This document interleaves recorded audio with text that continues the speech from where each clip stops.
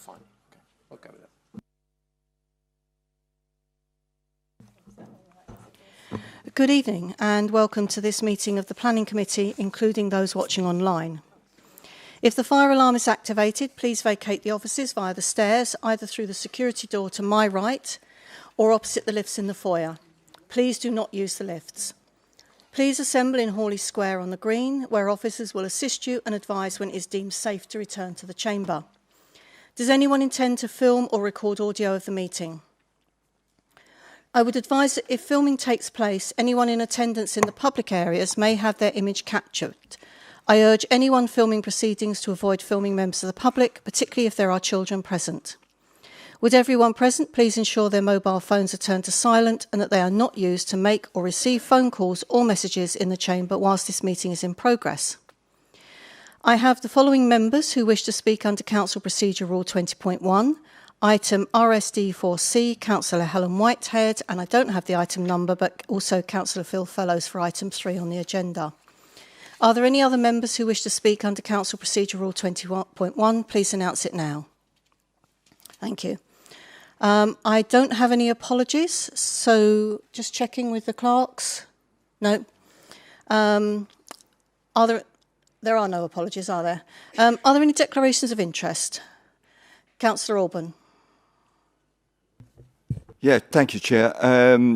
I have to say I've got an interest in item 4B, site of existing office, West Crosswall, Ramsgate Harbour, Ramsgate, and being a cabinet member. Thank you.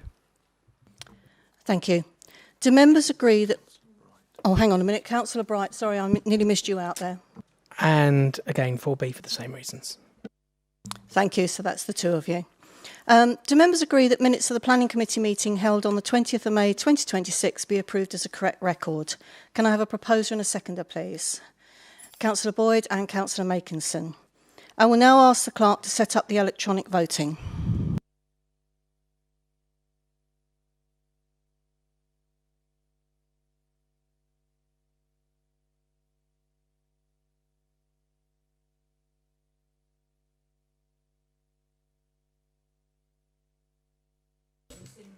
No, it's not working. No. Tap your badge, hang on. I've got to tap my badge. I'm tapping my badge and it's not working.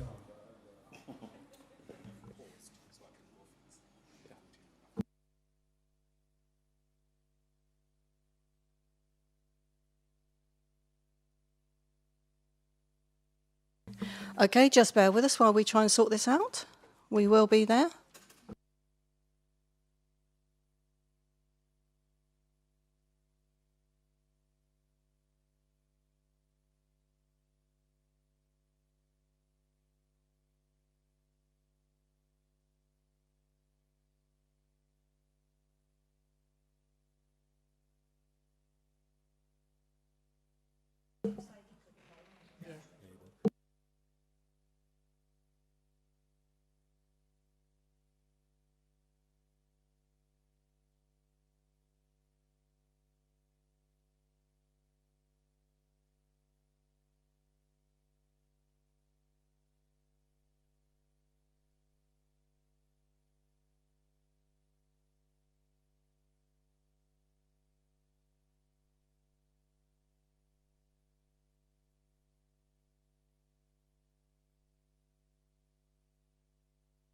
I beg your pardon.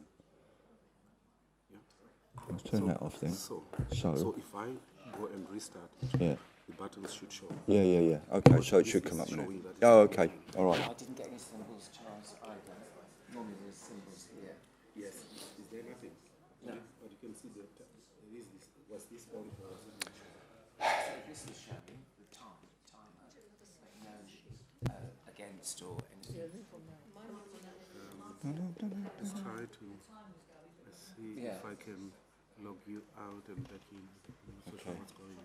Log out. And back in. Log in. Right, so what side am I on then? You're still on this. I'm still on this side. Okay. Okay.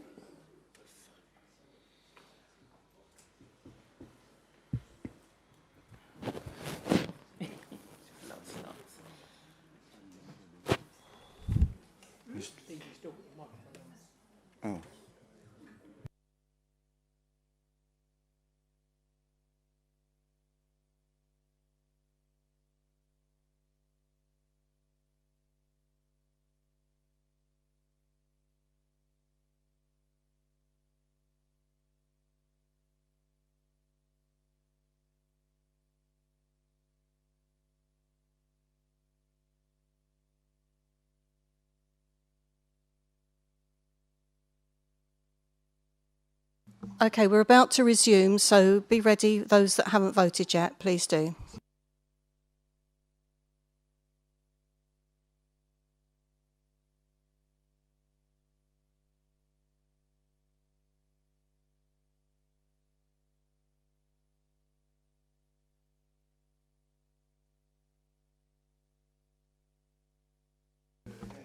Okay, at the moment we have a record that 10 have successfully voted and 4 haven't. So there is no way that that would not pass anyway, and I'm going to accept that vote. I will just point out that under the Constitution, as it sits at the moment, we have to use the electronic voting for voting on minutes, but that is under review. So for now, I need to do it that way if we can. Obviously, if it goes completely, then that'll be different.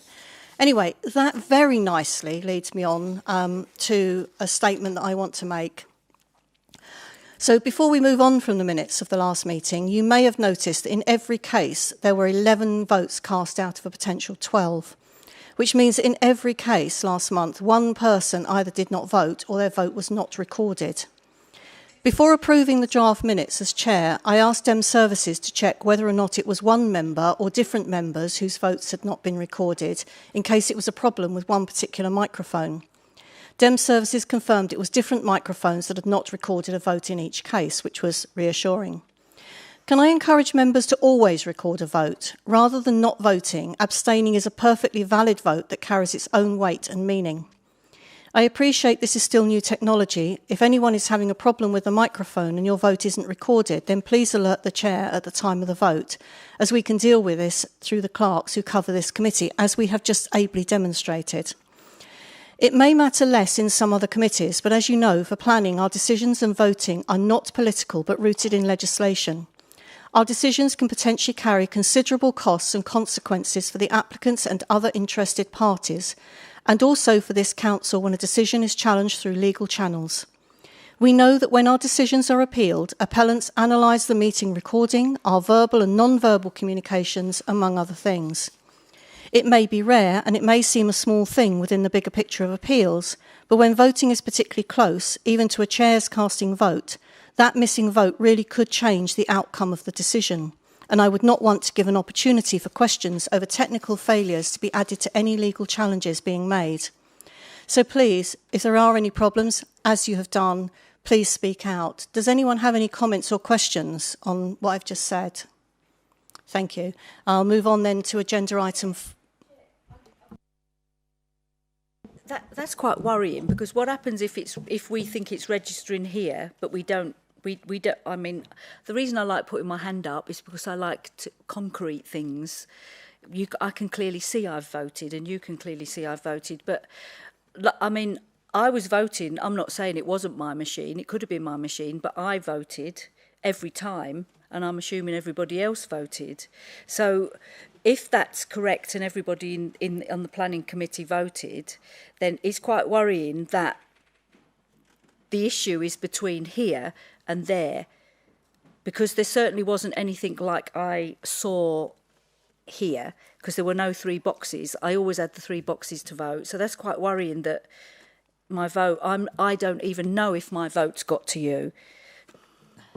Yes, I agree. I didn't write that into the statement, the answer to that question, but I did think about it first. In effect, what I will know when the results come up is I will know how many people have voted. So and I will need to make that decision on a vote-by-vote basis. If it's obvious that one person hasn't voted and it's 100% carried apart from that, then I may not take any notice of it. But if it's a very, very close vote, then I will liaise with the Planning Applications Manager about what we do next. I think that sounds all right to you? Yeah.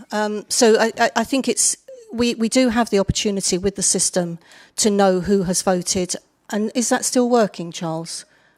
Do we get the vote results up on the screen? Yes, Chair, we do get the results, and I think we can still identify who would not have been able to vote. So we should be able to tell who has cast their vote and who has been unable to. So imagine the scenario where I've voted and somebody has, and it hasn't registered up there, and it's a majority, so you just accept it. But that doesn't help me because I want to know that I've voted, if that makes sense. If it doesn't register up here, then I have the opportunity to say you haven't voted. I think we would be able to take a written vote or make a note of it. I think we would be able to get you to actually say and record your vote anyway, if I remember rightly from the original training, because there is that option. Yeah, very, very quickly. I mean, if there is an issue that's identified at the time, we will just confirm it by putting your hand up and confirming. If we need to confirm that, we will sort it out at the time if it's clear that there's an issue. Councillor Bright, did you want to say anything, or Councillor Orban? I was just going to suggest we move on to the substance of the meeting, Chair. Thank you. Okay, so agenda item 4, any site visits will take place for committee members on the morning of Friday the 3rd of July 2026. And now I will hand over to the Planning Applications Manager to outline a point of clarification regarding item 4B and 4C. Thank you, Chair. On item 4B, which is West Crosswall, Ramsgate, the policy list in the committee report does not match the policies considered within the report. It just includes the listed building policy. So just to confirm, the following policies were considered as part of the recommendation. That's SPO4 economic growth, SP11 Ramsgate area-specific policy, QDO3 living conditions, CCO1 fluvial and tidal flooding, CCO2 surface water management, SE05 noise pollution, SE08 light pollution, and TP06 car parking. On item 4C, which is the former Royal School for the Deaf site, Margate, the description of the proposed development on the first page of the report includes reference to a community hall as part of the proposal. Its inclusion in the description is an administrative error because, as members will note from the report, that part of the proposal was removed following discussion with officers during the course of the application, and therefore it's not part of the proposal. Thank you, Chair. Thank you. So we move on to agenda item 4A, Windmill House, the Avenue, Margate. Public speaking in favour of the application is Carl Morris. You have 3 minutes. Thank you, Chair. I'm one of the owners of the factory, and basically I've come here today. It's just the reason I'm here is if you've got any questions, I can answer them. And the original man who put in the application, he was a man by the name of Robert Vaughan. He passed away during the last application, and his goal and his vision was to create small spaces, small affordable spaces for musicians and artists, and that's why we have taken it further. But so far as I know, and so far as we're concerned, we've jumped through all hoops, and it have been no complaints about it. And well, we're just hoping it's going to pass on the grounds that we've had the surveys done, we've had the right planning people in place. From our side, you know, the architect. So we're just hoping that you'll support this and vote in favour of it. And if there's anyone got any questions about anything in here, please ask and I can answer it. Okay, thanks. I'm sorry, once you have spoken for the initial 3 minutes, there is no opportunity for you to speak again or for us to ask you questions direct. Once the debate begins, the only debate is between members of the committee and the officers who will be answering the questions. So I hear what you're saying, but unfortunately that won't be possible. Thank you.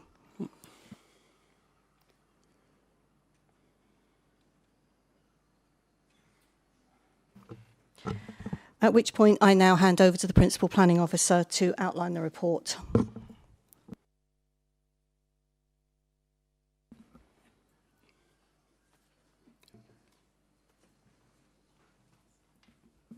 Sorry. Thank you, Chair.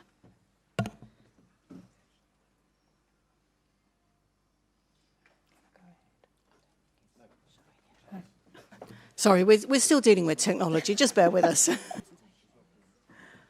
was expecting to, see it somewhere.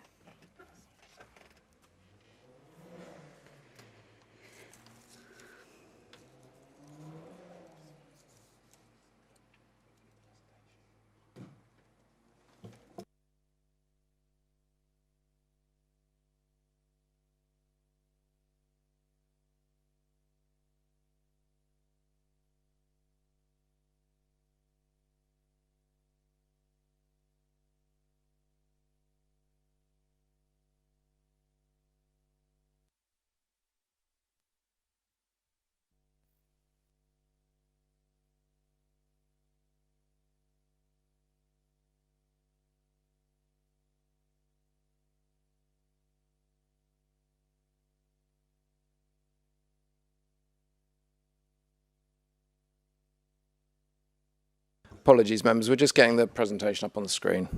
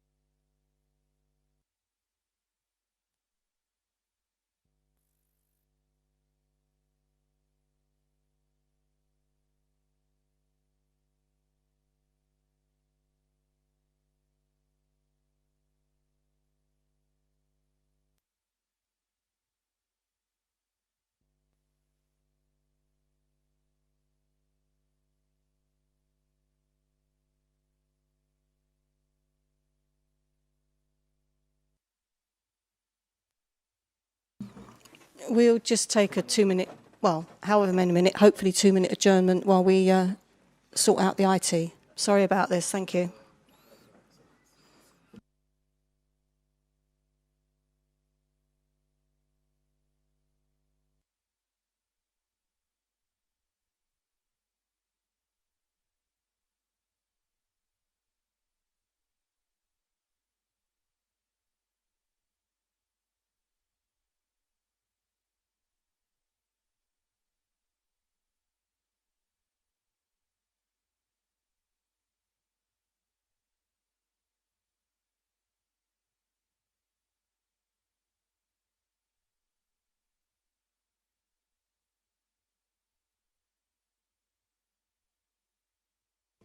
Sorry, thank you, Chair.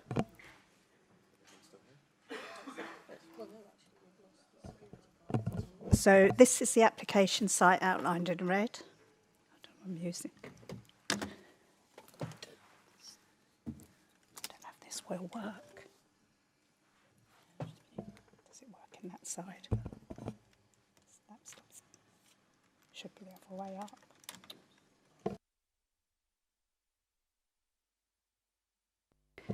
Apologies, members.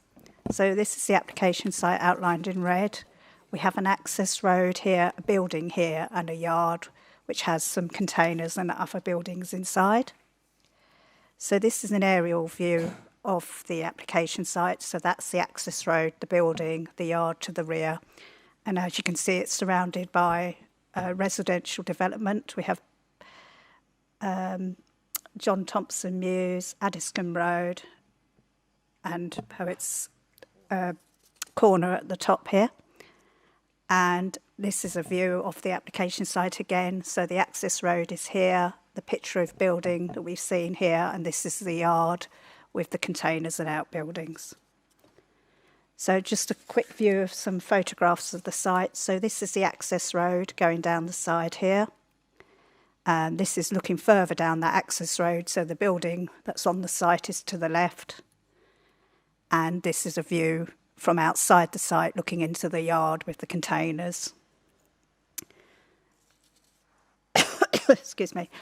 This is a block plan of the site. So this is the building here. And as members can see, it has been subdivided into a number of units. And there are containers and additional units in the rear yard here. The retrospective planning consent is sought for the change of use from commercial to creative studios. The use has been operating for the site for a number of years.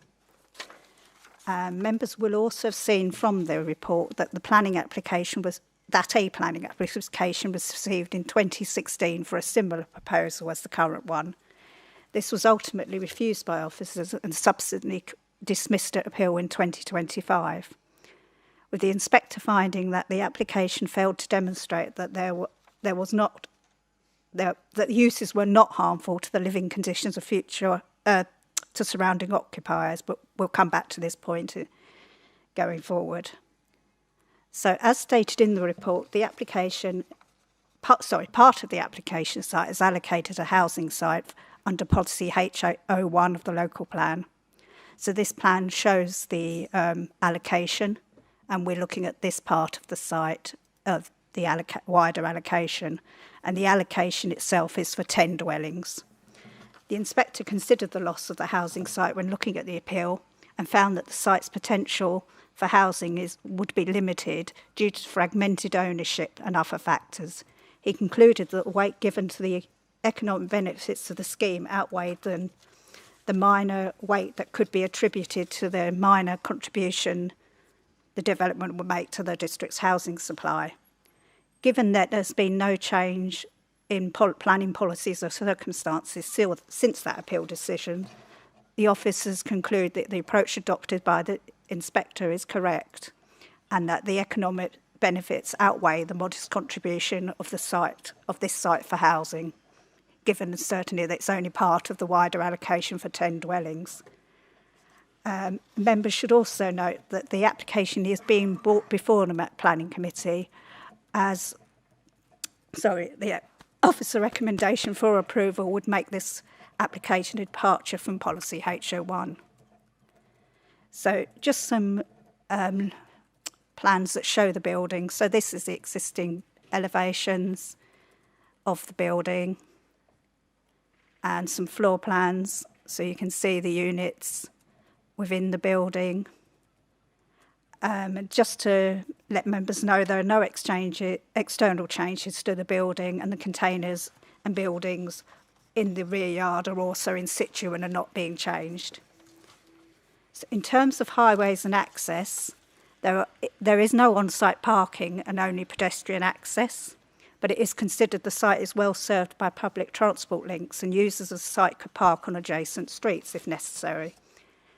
In terms of servicing and deliveries, they could be made via the avenue, or if they were for larger vehicles such as HGVs, they could park on Addiscombe Road and deliveries could be taken down to the site. And given the site's former commercial use, which potentially generated similar or even greater traffic movements and delivery requirements, it's not considered there would be any adverse highway impacts from the development. So returning to the issue of impact on living conditions of surrounding occupiers, it is noted that the application has not attracted any representations from local residents, either objecting or supporting. The applicants have worked with the Council's environmental health team and submitted a detailed noise impact assessment giving technical details about the sound insulation of the building and the uses that take place within the site.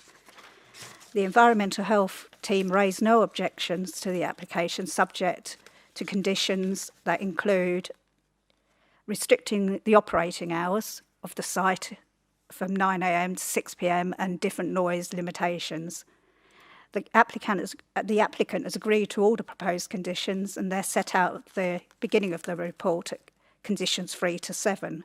So officers recommend that the application be supported by members. Thank you. Thank you. I move that the officer's recommendation is adopted. Would the Vice Chair please second? Seconded. And I have Councillor Alban wanting to speak. Thank you, Chair. I have one question. Basically, it's been answered, but I just want a formal answer. In relation to the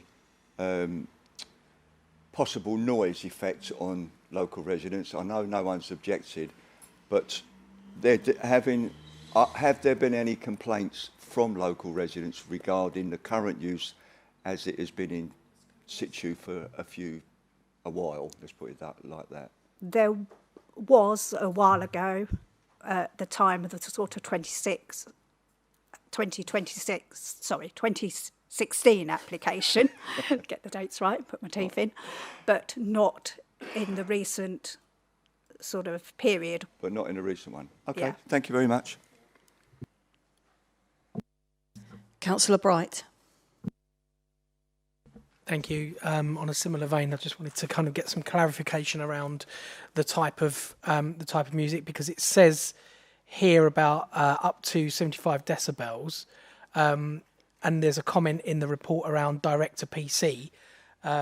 underneath there is that comment around it's not a studio for direct PC, regardless of whether it's recording or playing live. You will have to have amplifiers plugged in and played in a studio, and they are loud, obviously.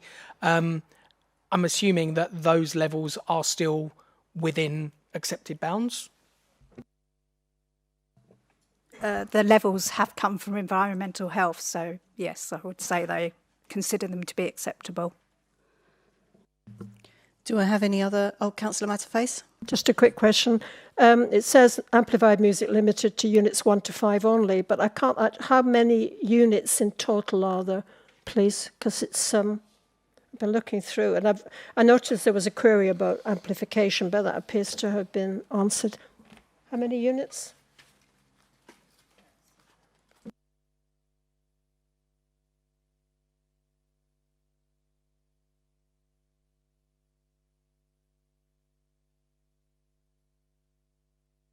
And are they all in the main building rather than the containers? No, there are units in the containers as well. Sorry, I'm trying to remember. I think there are 9 units or 12 units in total, but several Music only in the main building. Councillor Wing. Thank you. Mine's in a similar vein as well, because I noticed when it was refused by the planning inspectorate, it said there wasn't enough information around the type of noise or level of noise that would be generated. So I'm just wondering whether, I mean, no, our environmental health team are pretty good, whether the building, there are adaptations to the building, in particular the music studios, because obviously if you're making jewellery, you're not going to make an awful lot of noise. So it's just ensuring that we've got enough controls in place to make sure that wherever music's being played, there is sufficient sound insulation. And the other thing that I sort of find quite disappointing, that I don't think we can do anything over, but the guy is here, so maybe he'll listen, is given that the change of the building's moving to more wider use of the building instead of a sort of a factory use, creatives, etc., that I'm quite disappointed that it doesn't meet the biodiversity net gain, and certainly looking at the site, it could benefit with some greenery that would benefit the health and well-being of the people that go to do the various stuff in there. But I can't see a problem with the application. It just would be nice to see some greenery. Okay, I don't have anyone else indicating to speak, so we will now put the motion for the officer's recommendation for approval to the vote, and the clerk will activate the electronic voting.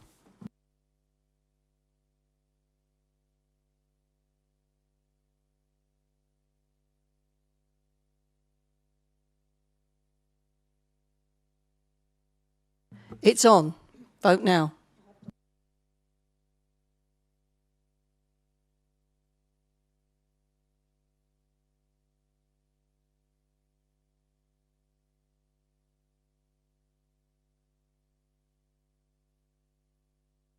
Okay, mine came up as I had a voting option on my screen. Did anyone else have a voting option? Did you, Councillor Alban? You didn't, and Councillor Boyd and Councillor Wing and Councillor Garner. You had a voting option, did you?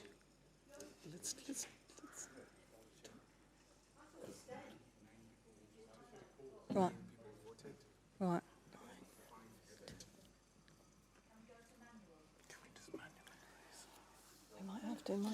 We just press.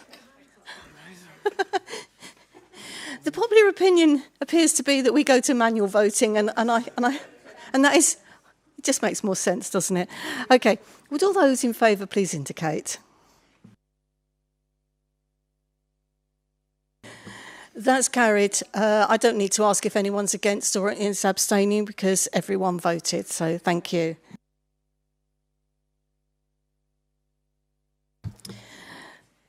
So can we just stop the actual voting message on my screen, please?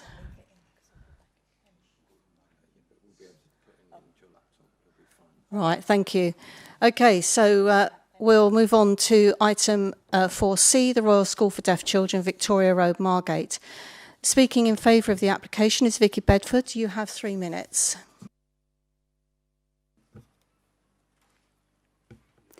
Thank you. Good evening and thank you for the opportunity to speak. My name is Vicky Bedford and I work as an associate at KLW, the planning consultants for this application. The officer has provided a very detailed report. As such, I would just like to reiterate a few points. The application site constitutes previously developed land and covers a large area. It has been disused and derelict for over 10 years since the former Royal School for Deaf Children closed in December 2015. The site was sold to the applicants after Kent County Council determined that it was surplus to educational requirements. The site is within a highly sustainable location close to Margate Town Centre and numerous retail, employment and recreational facilities, which are within easy walking distance. The train station is a 14-minute walk and the bus routes are close by. The council currently has a shortfall in housing provision, and disused sustainable brownfield sites such as this provide a truly responsive solution to help address the issue. We've been working closely with the applicant and a wide range of technical and professional consultants to provide a scheme that responds positively and sensitively to the characteristics of the site, as well as Margate Conservation Area.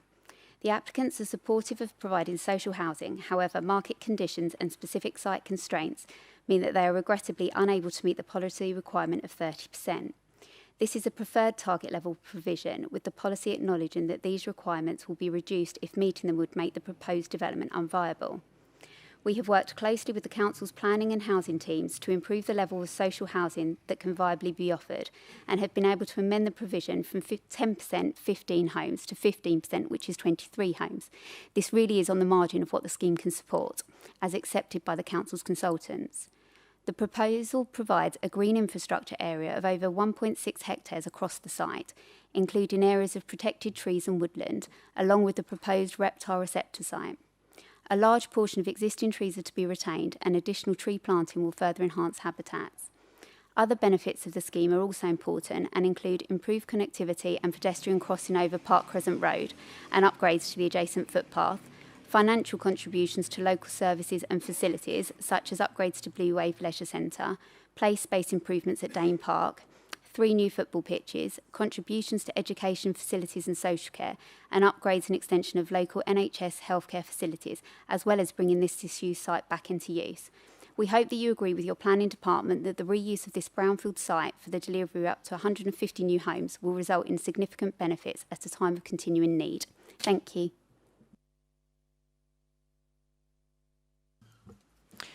Thank you.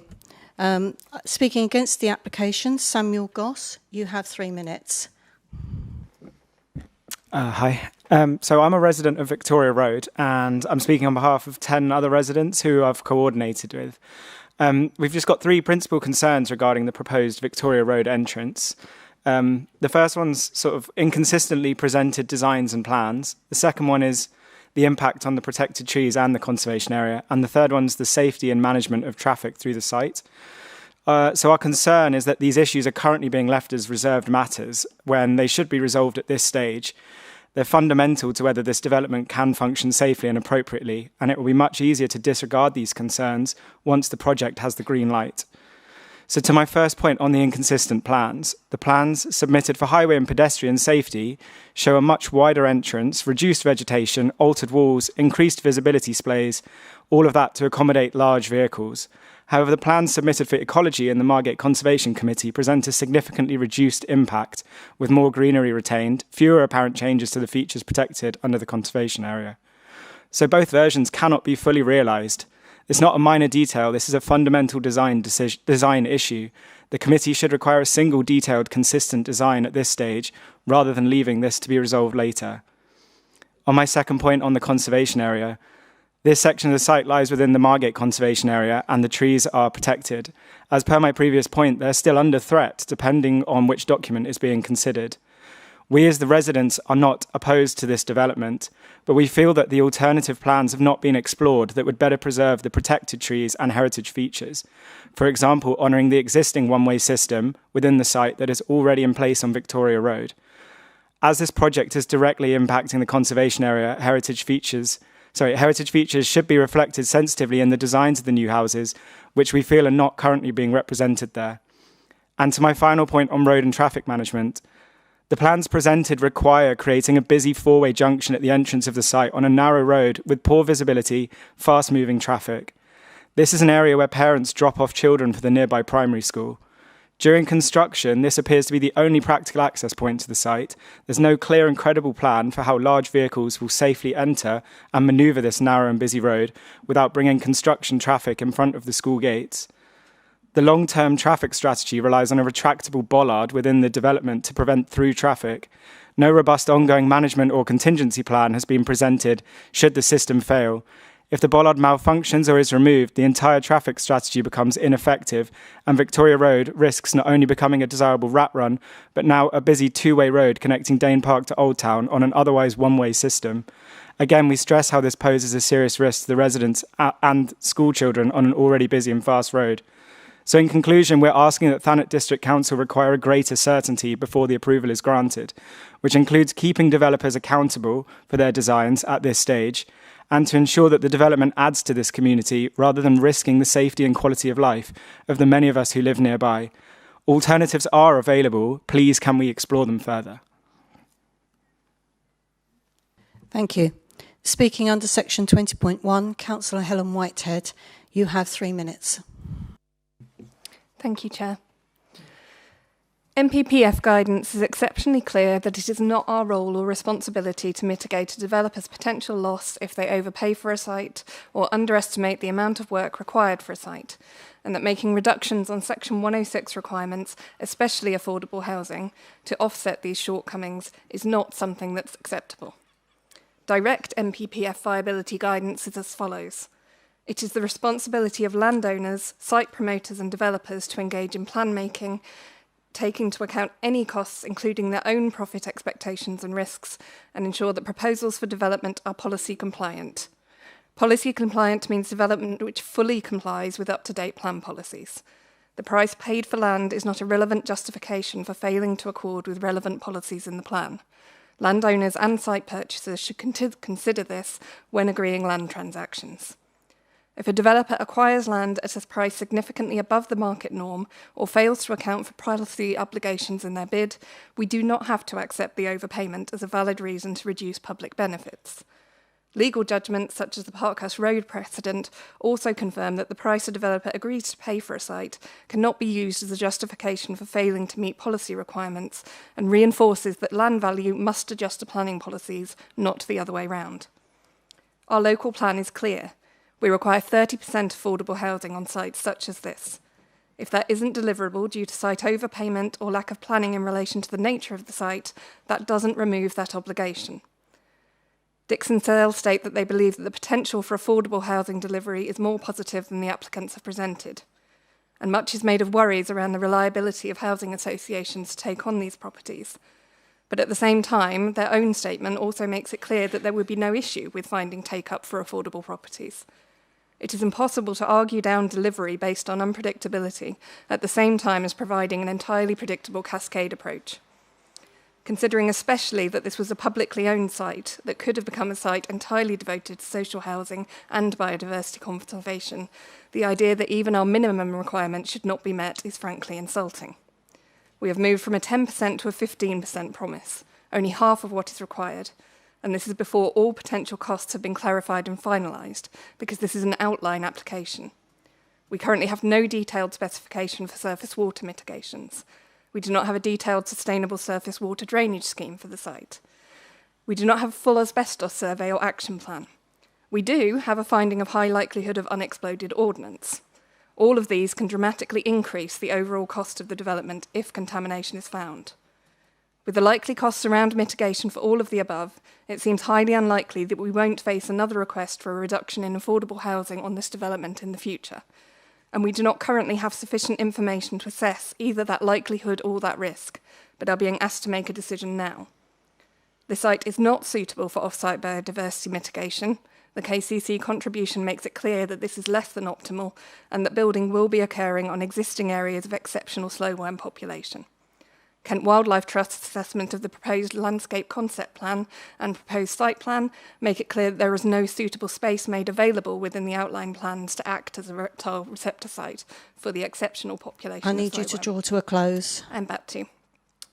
As the plan currently stands, we lose 71 metres of on-street parking due to new access, 50% of the affordable housing, which is a basic requirement, a site that was 1/4 playing fields, protected trees, and over half a hectare of established or likely slowworm habitat lost.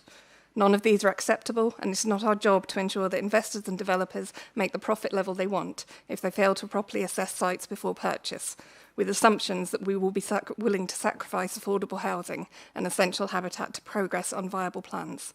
I can't speak for anyone else, but I am not. Thank you. The Principal Planning Officer will now outline the report.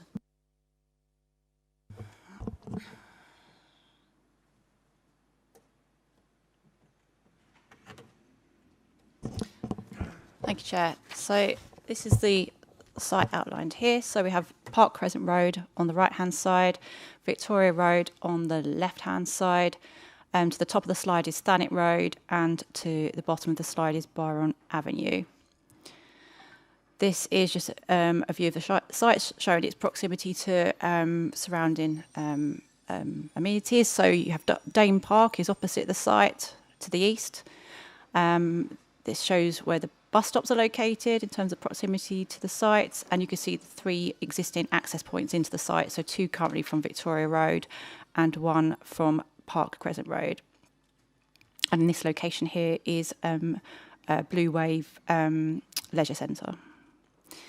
And this is now an aerial view of the site. So the site is mainly undeveloped now. So this was the site of the former secondary school, which has been demolished. There are a few remaining buildings on the site. So there's a building located here and a smaller building linked to the fields in this location here.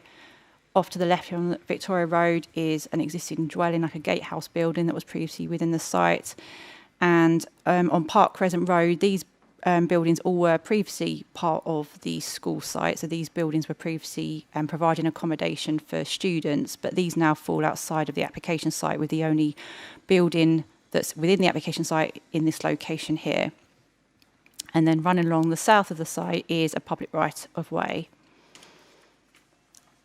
And then this is just another view looking towards the site. So we have Byron Avenue here and Park Crescent there. So again, these properties on the right are outside of the site. The trees that you can see in this location here and in this location here are both covered by a TPO. Another view of the site taken from the east. So this is from Park Crescent Road looking towards the application site. Again, these properties fall outside of the application site, but this property on the left is within the application site and will be demolished as part of the proposal. You can see the existing access into the site here. This is being relocated to approximately here as part of the application.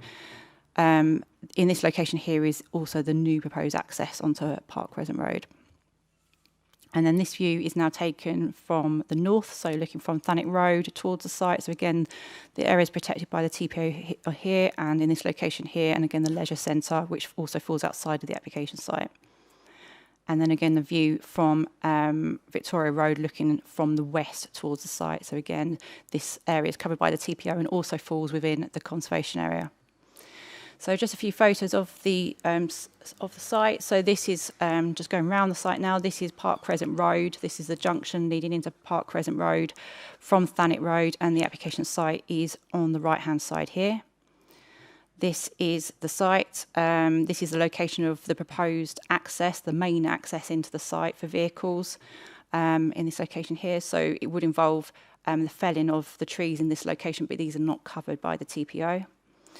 Just a view showing the existing properties that front onto Park Crescent. So again, these are outside the application site, but just showing an example of the character of the surrounding area. So on this side of the road, it is lower density, larger detached buildings with wider spaces in between.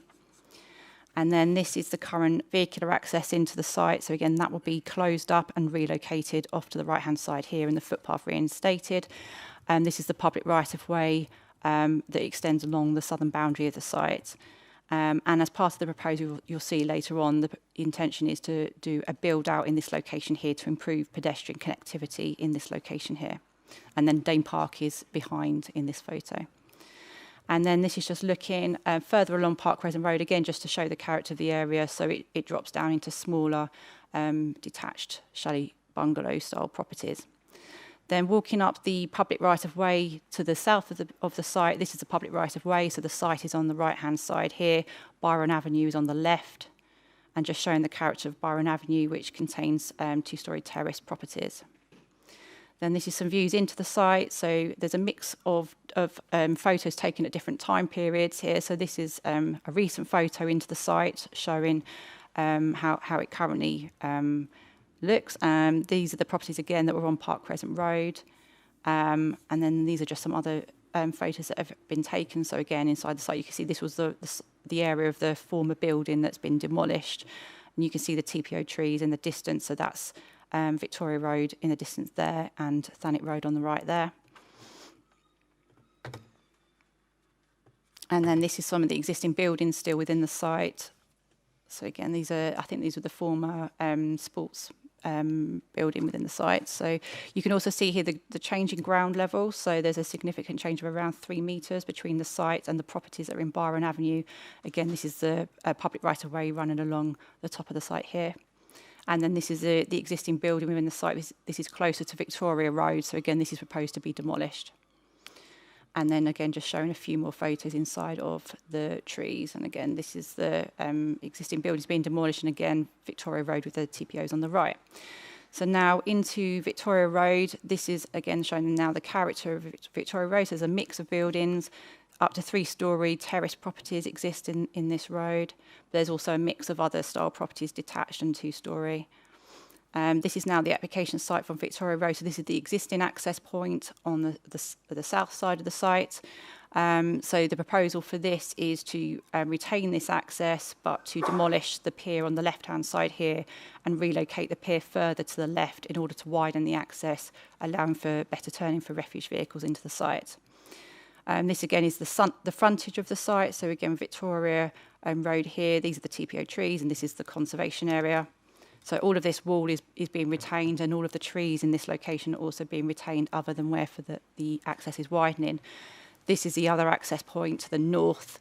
So whilst visually this is being retained, it's not being retained for vehicular use. It will be retained solely for pedestrian use, and will be narrowed down within the site so that it doesn't contain an actual vehicular road anymore. So in terms of the principal development, the site's not allocated within the Thanet local plan. It's within the urban confines, and as you can see, it's previously developed land, having previously occupied the former secondary school building. There is a need for housing, and therefore we are giving significant weight to the benefits of the 150 houses that are being proposed through this application. Also, the NPPF does give substantial weight to the reuse of brownfield land, which this would form, and therefore it is in accordance with policy HO1. The other principal issues on the site are the loss of the community use. So again, this was formerly a school. The site closed approximately 10 years ago, so it hasn't been in community use for a long period of time. Policy CMO2 requires that we look at proposals where there would be a loss of community facility, and there needs to either have been a marketing exercise to show that they've looked at alternative community uses on the site, or a replacement of a community use where possible. So the original application did propose a community hall in this location here. It was only 40 square metres in size. The submission of this was following a community consultation, thank you. Community consultation, where questions were asked about the need for community facilities in the local area, and it was felt that a community hall would be a suitable use on the site that covered a number of the points that were raised. Concern was raised with the fact that 40 square metres would limit the actual community uses that would be possible to be provided within the site, and there was also concerns about how this would actually be managed. There's no town council for the area, and therefore the only option would be whether a management company would take it on in the future to rent it out, but it would be something that may be difficult to secure in perpetuity. So we have looked at whether there are alternative options other than just the replacement with a community hall. And one of the options we've looked at is the Blue Wave Leisure Centre in this location here, and whether there's a need for any improvements to that leisure centre that could benefit the community. So having discussed it with the manager of the leisure centre, it was found that there are projects that are required that would help to deliver a better community use for the area. They're looking at developing a wellbeing and rehabilitation hub that focuses on GP referrals and helping people that have recently left hospital or have injuries, and therefore that seems to be a good project that would help to replace the existing community use. And therefore a request for £242,788 was required to deliver that project, and that has been agreed by the agent. In terms of the previous school use, KCC have provided a comment on that. So obviously KCC had previously purchased the site and were originally looking at whether they could continue an educational use on the site. As you can see within the report, there's a detailed response from KCC about why there's no longer a need for a secondary school on the site. And whilst there is a need for a secondary school within the district, that has been secured by policy SP20, which is a pending application for a secondary school up at Westwood. And on that basis, we cannot justify retaining the site in educational use.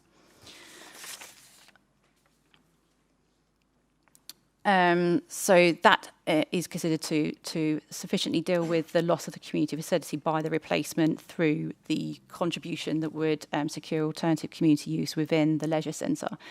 The other principal issue is the loss of the playing field. So as you can see from this aerial view, there are playing fields within the site, and the policy GI05 looks at the fields that have previously been used or last used as playing fields, and requires that consideration is given to replacing them or re-providing them. So Sport England were consulted. They objected originally to the application and stated that they would require a financial contribution of £90,000 to be provided off-site to improve playing pitches. We've then looked at Dane Park, which obviously is the nearest one to the site, but our sports team have already advised that there's already funding for improvements to the pitches in Dane Park, and actually the need is at Jackie Baker's Recreation Ground, which is a sports facility that does serve the entire district. So so that contribution would go towards improvements at pitches within Jackie Baker's. So those are the principal issues to do with the sites. So, sorry, that was just, again, showing a few of the leisure centres that the community contribution would go towards. So in terms of the actual application, the application's in outline form. It's for 150 dwellings. The only matter being considered is access into the site as well as the number of units.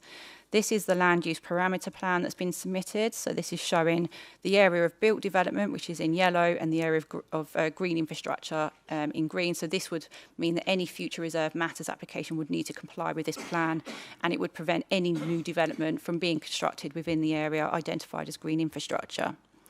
It also identifies the accesses into the site. So whereas the existing vehicular accesses were these two accesses from Victoria Road here and the access here, the access which would not be the access from Park Crescent Road here, a new access in this location, and the retention of this access and the removal of this access as a vehicular access into the site. So also, this is just showing the TPO plan. So again, this links to these areas that are shown as green infrastructure, links to the TPO plans, which cover an area order in both of those locations. So it is seeking to retain the majority of the trees that are protected. This is an illustrative site plan that's been submitted with the application showing how they could fit the 150 units within the site. So you can see in terms of the location, there's a mix of unit types shown, blocks of terraces as well as detached, and there's a flat block shown in this location here as well. You can see the access routes that are proposed from those new access points.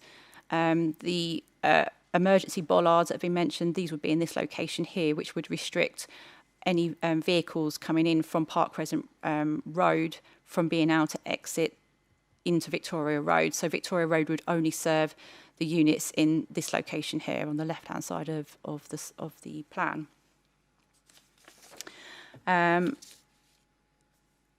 In terms of the density proposed is 29 dwellings per hectare. In terms of what's shown on this illustrative plan, there's adequate parking, adequate garden depths, and there is a mix in terms of the unit styles that would fit in with the surrounding character, which you saw from the photos, where there's a real mix of unit styles in the area, so terraced and to the south in Byron Avenue, the Park Crescent Road with the detached units. So because it's quite isolated in the way it turns its back on sort of the surrounding area, it can have its own character within the site, and that would fit in with the surrounding area. This is just showing the conservation area. So this red line is the conservation area within the site. So it's just showing that there's only a small part of the site that is within the conservation area. So it includes the front boundary wall and piers and the trees in this location here. So we did go back and ask for additional information on the properties that were in the conservation area, just so we can have a feel for how they would look and how they would fit in with the character of the area. And these are the elevations that we ended up having submitted. So they aren't actually being approved, but it does show that if a future application were to come forward, these are the types of style of properties we would be keen to see that would be in keeping with the surrounding area. This is the access road from Victoria Road. So again, as part of this proposal, it was to demolish the current pier in this location here and relocate it for just slightly further over in order to widen this access for refuge vehicles. So again, you can see on the plan at the top here again how it's being relocated.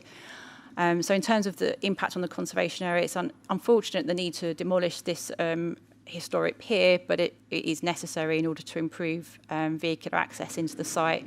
There's a condition that would require the pier to be rebuilt using reclaimed bricks and stone from the original pier. So it's considered that impact on the conservation area wouldn't be significantly harmful. In terms of building heights, this is an illustrative building height plan that's been submitted. So again, not for approval, but just showing how it's intended that the heights of buildings across the site would be laid out. So the majority would be 2.5 stories. That's the blue. There would also be a few 3-story units. So the purple is 3-story. It would be include the flat block and a few other dwellings. But again, given the character of the area where there are some examples of 3-story units, and given the scale of the site, that height wouldn't be considered to be necessarily out of keeping if that were to come in as part of a future reserve matters. So in terms of just some sections, just showing how the site looks, because there's a significant ground level change across the site. So the first one is section A that runs through the middle of the site. This is showing the big drop in level across the site. So Byron Avenue is on the top left. Then you see a 3-metre drop down into the site, and then the red line is showing the existing buildings and the existing site levels, and this shows how they would be able to deliver the 150 units whilst following ideally the majority of the ground level changes, but only a few changes provided in this location here to create some stepped layers through the site. This part here is the other part of A, so it's kind of split across the 2 levels, and then Thanet Road is on the right-hand side here.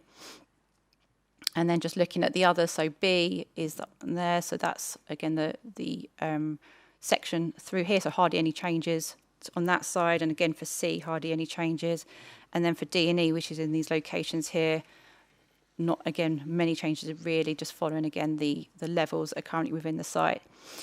So there will be a need for retaining walls within the site. So this plan at the moment, again, illustrative really, because the layout isn't being approved, but just shows where there would be a need for retaining walls, which are mainly in this location here to create the different levels. And then there will be a condition requiring a new retaining plan to come in as part of the reserve matters once the layout is confirmed. So in terms of other points on it, open space-wise, there will be natural and semi-natural open space and amenity space provided, which both exceed requirements. Originally, an equipped play area was located in this location here, but it was felt, given the proximity to Dane Park, it would actually be more beneficial to have an off-site contribution to improve the equipped play space at Dane Park, and so £131,250 is going to Dane Park to improve equipment there, including the mugger, and the equipped play area, and to help create a sort of a running track around the park as well. In terms of the impact on neighbours, there's significant distances to all the neighbours, at least 20 metres to the properties in Victoria Road, 15 to 21 to the properties in Byron Avenue, and again, given the ground level difference, it's not considered that in the future there would be any significant impact, but again, obviously we will assess that once the reserve matters comes through. So in terms of the impact on highways, the site will increase vehicle trips. There were, the transport assessment submitted did find that at the mini roundabout by the hospital, so the double mini roundabout, that there will be increased operating over capacity as a result of the development, and therefore KCC have requested a contribution to off-site highway improvement works in order to help to relieve the pressure on the highway. So the project that they've identified is the Tivoli Road, Tivoli Park Avenue Junction improvement works. So this is the transport strategy on the left-hand side here, with this star at the bottom identifying the location of the works, with the works being to reintroduce two-way traffic flows on Tivoli Road. That's in this location here on this aerial view.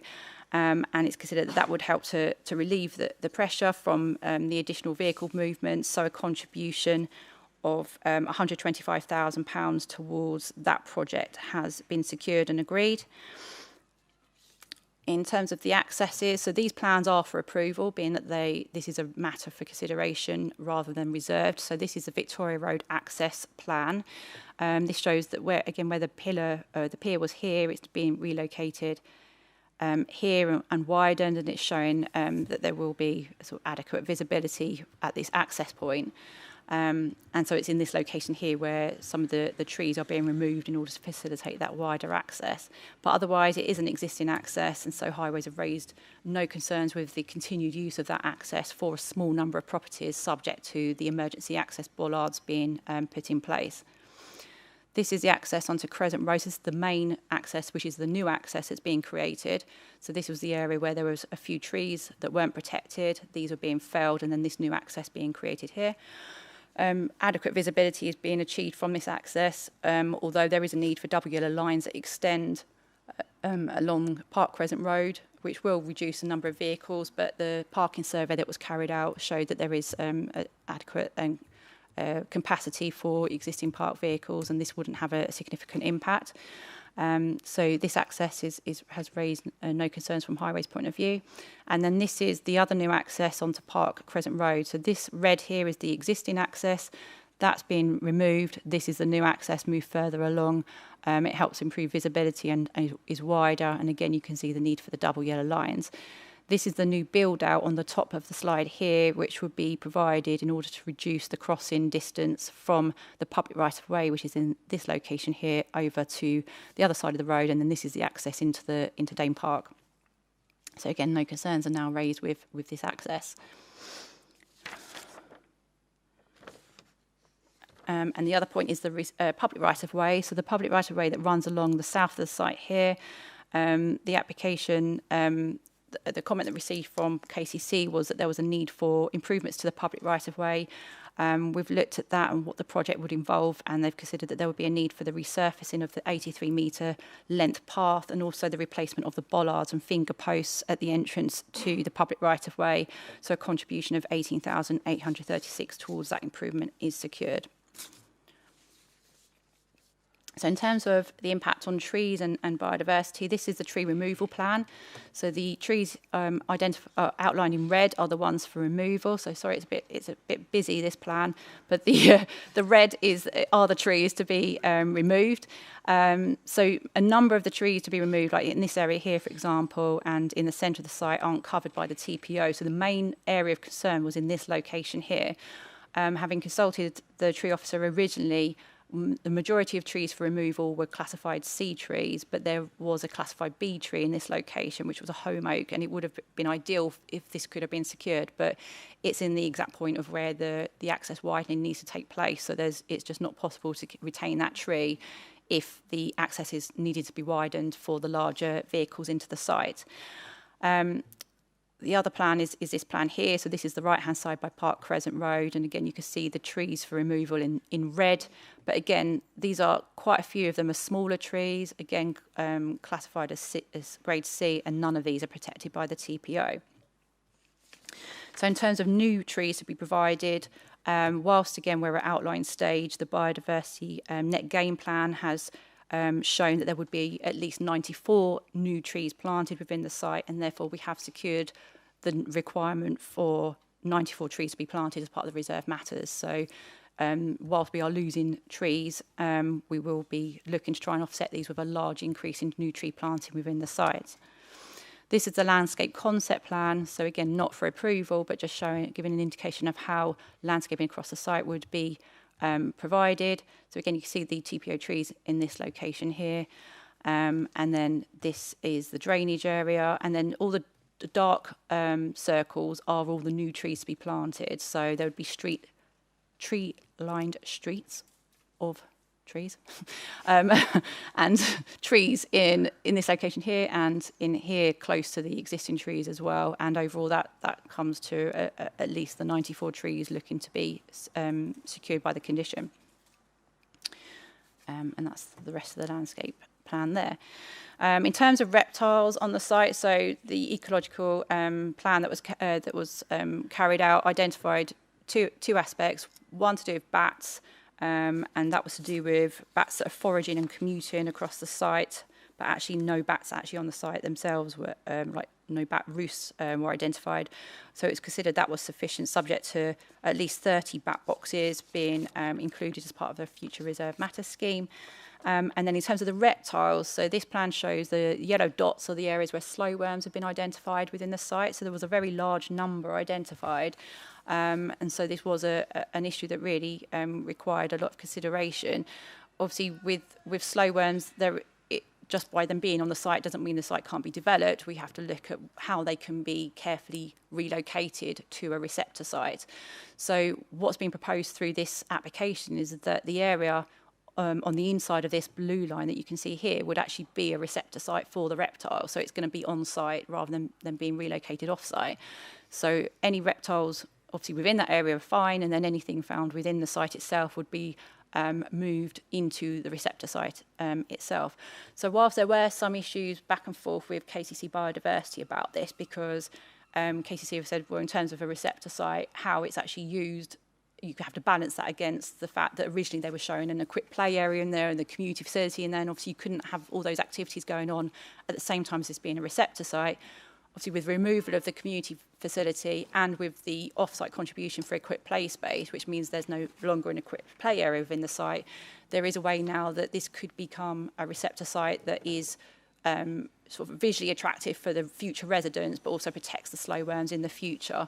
So it's KCC Biodiversity are now satisfied that there's a suitable solution for this, and then there would be a reptile mitigation strategy would have to be submitted, very clearly setting out how this would take place and making sure that this is secured in the future as well and retained. And then this is just the proposed habitats plan. So in terms of biodiversity,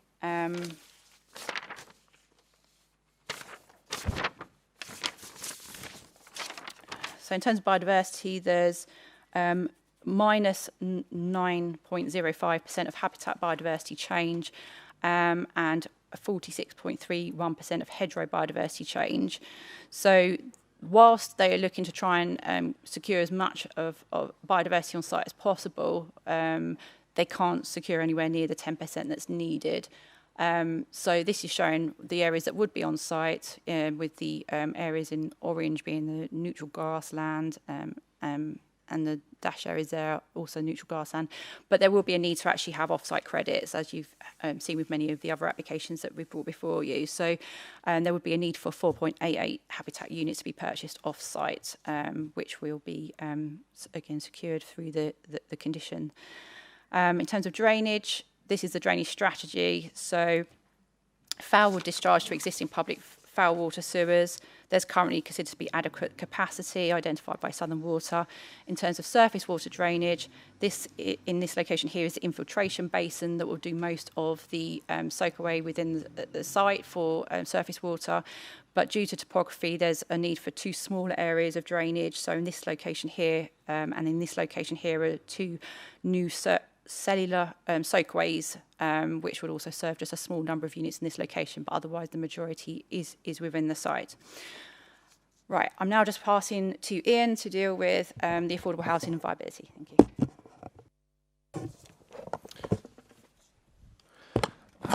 Thank you, Emma. So on viability and developer obligations, two key policies in the local plan are relevant. So SP 41, which is that development would only be permitted if provisions made to ensure delivery of relevant and sufficient community and utility infrastructure, and where appropriate, development will be expected to contribute to new, improved, upgraded, replacement infrastructure and facilities. And then policy SP 23, which is the affordable housing policy, which requires that developments such as this, is more than 10 units, should be required to provide 30% of dwellings as affordable housing. And then the very last line in that slide states that the above requirements will only be reduced if meeting them would demonstrably make the proposed development unviable. So it's really important context when talking about viability that it's put in the same context that Emma said at the start of the presentation, that it is a brownfield site providing significant number of houses within the urban confines. The council cannot demonstrate a 5-year supply of housing land, and therefore substantial positive weight must be given to the provision of housing, and that is the context in which discussion on viability should occur. So from the report, members will see that there were 3 separate viability reviews that were conducted by the council's appointed consultants, Dixon Searle Partnership, DSP, with the final offer being 15% affordable housing on site of the 150 units, with all contributions listed. I believe it's page 140 of your agenda pack, but it's in the relevant heads of terms section at the end of the report. And those contributions cover education, community facilities, health, sport, nature conservation, and Emma's already talked about a few of them, but we'll go back to Emma just to hear about some that haven't been mentioned yet. So the viability exercises that have been done have been run on an indicative mix of housing. Because it's outline permission, we don't have the detail of how many 3 beds, 2 beds, 1 beds, etc. And therefore what's been used is an indicative mix which links to our local needs assessment. So this is what the council has determined is required on housing sites like this. So it's the ideal mix with some small variations, but we do consider the mix to be acceptable. So in terms of a viability assessment or appraisal, that is always based on current costs and values. And as a general rule, for viability, a site is considered to be viable in planning terms if the value generated by the development, i.e. the gross development value, the GDV, exceeds the cost of developing it and also provides sufficient incentive for the land to come forward and development to be undertaken. So the idea of you take all the value, you minus off all the costs, which includes a provision for profit, and then you compare that value that's left, that residual land value, to what's called the benchmark land value. So we've talked about this quite a few times at committee, but I do just want to run through the benchmark land value point. So in terms of the appraisals and the consideration of the benchmark land value, that's the value of the site that's used in the viability exercise. It is not the price that the site is sold for. That is not part of the appraisal that's been done. It's looked at what an appropriate benchmark land value should be for the site. How that's worked out is looking at the existing value of the site, adding on an additional landowner premium to provide that incentive to come forward. So originally, the first appraisal that was submitted put forward a benchmark land value of 6.1 million. Over the negotiations, that has been reduced from the applicant's side down to 4.675 million. Dixon Searle Partnership considered that that could be a little bit less. It could be 4 million in comparison. So there is a difference there. But that is a range that's then been tested in terms of the sensitivity testing, which I'll come back to at the end. So in terms of the original offer, as I mentioned, it was originally on the basis of a benchmark land value that was higher than what we've ended up with. In terms of the actual affordable, I think it's already been mentioned that originally 10% affordable housing was put forward, but that was on a very specific tenure type, which is discount market housing. So that's when a house is sold on the market, but with a permanent discount of 20% off the normal value in the area. That is retained in perpetuity, but what's now proposed through the negotiations that have been going on is 15% with a tenure split that hits our need. So specifically, 70% affordable rent, which is managed by a registered provider with a maximum rent of 80% of the local housing rates or market rates, and then 30% of it being shared ownership, where you would buy part of the home, then you pay a rent for the rest of the home, and you could staircase up to ownership in due course. Our greatest need is affordable rent, and therefore this provision, not just in terms of the increase in the amount of affordable housing from the original offer, but the actual change to the tenure, which is more effectively, it's more costly or loss of value to do that, is overall much more beneficial in terms of what it is actually providing, which would be secured through a Section 106 agreement. In terms of the inputs into the viability assessment, the gross development value has been looked at in terms of house sales. Dixon Sale have done a comparison with regards to the area.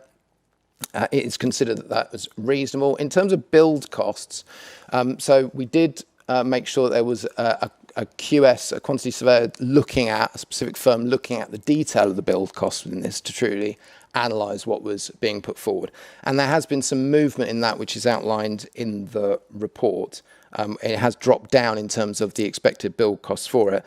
But what that has looked at as well is some of the abnormal costs across the site. So that includes £250,000 for remediation, which looked at issues such as asbestos that's been mentioned. It also included £751,600 for the specific drainage that's required to deal with stormwater and underground storage costs. So as Emma's just mentioned with regards to the drainage strategy.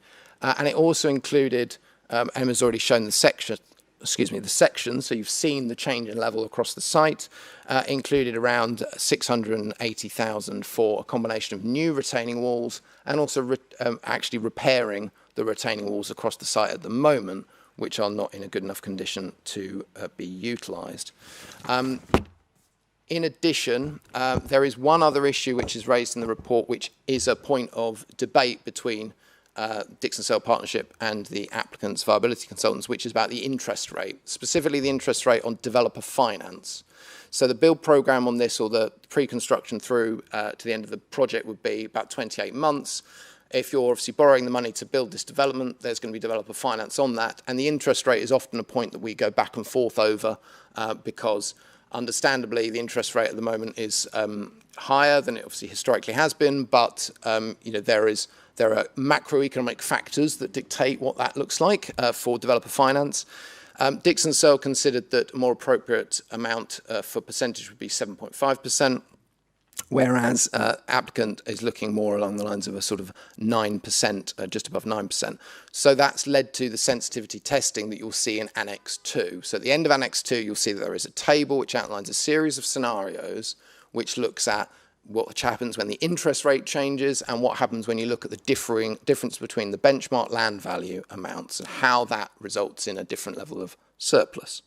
So when looking at that sensitivity test, the site is shown with marginal viability providing 15% affordable housing on site, as well as the planning obligations that's been mentioned, totaling, it's about 2.2 million, which again is in the heads of terms that have been provided. Now, there is some variation within that sensitivity testing. It would get better if the interest rate goes down and the benchmark land value is taken to be lower, but it would get worse if the interest rate is higher and also the benchmark land value is higher. So there is a range that's put forward which would change the amount of surplus to, again, bring the site forward, or indeed not at all, because there wouldn't be a surplus, there would actually be a deficit.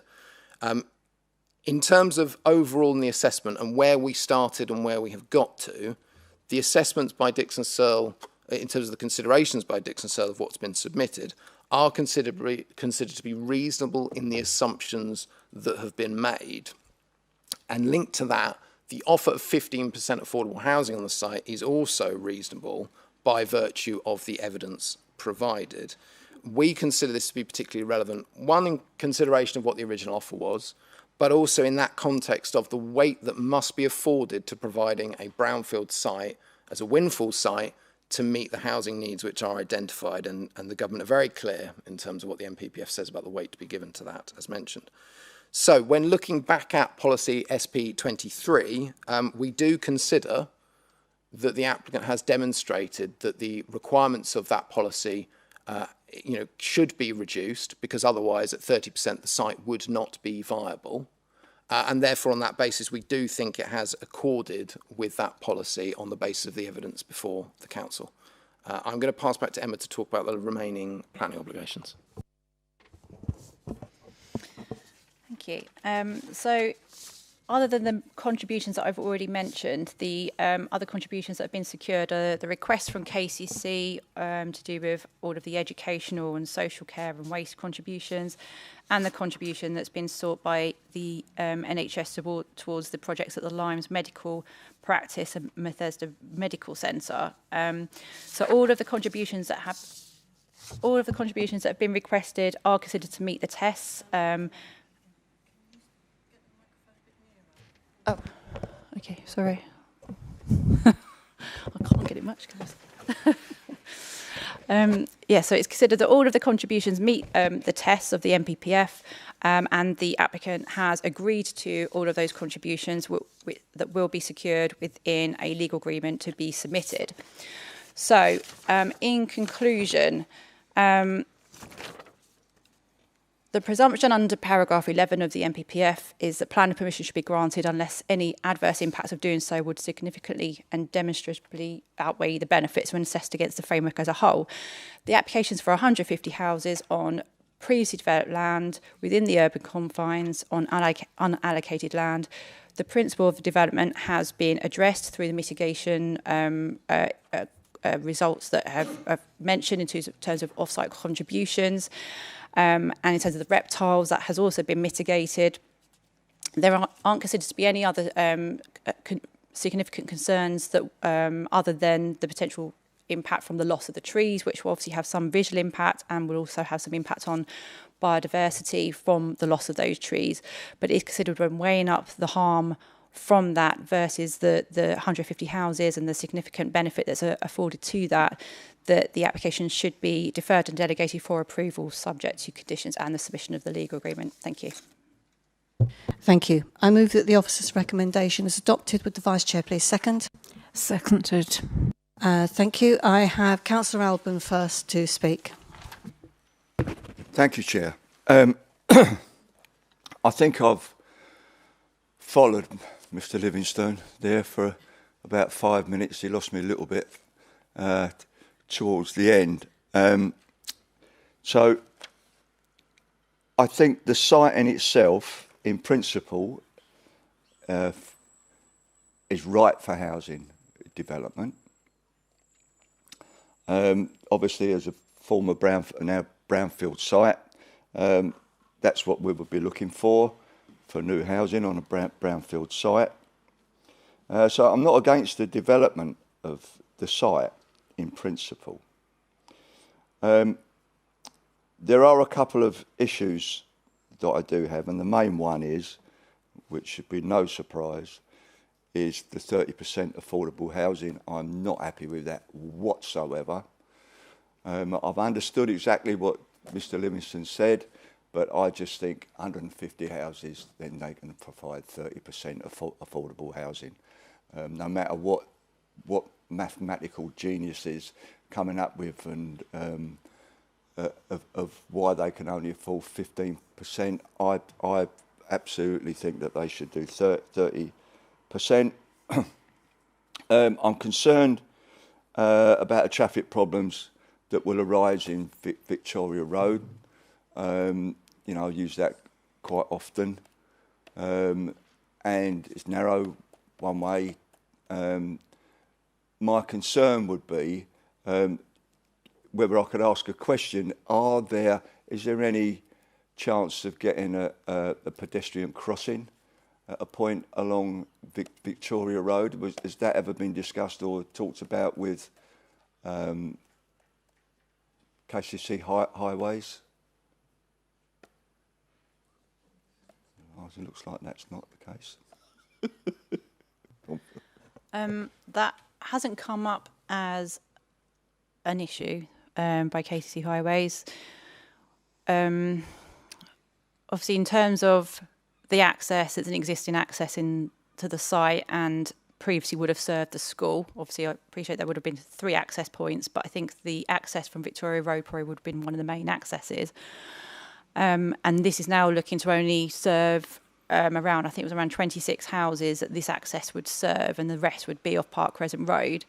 In terms of pedestrian movement, obviously the aim is to try and secure pedestrian movement through the site and cycle movement through the site, so that existing residents can cut through the site into Dane Park, and people living maybe in Park Crescent Road can cut through the site to get to the town centre, because there is a sort of a demand there to probably access through the site and cut through to reach those particular facilities.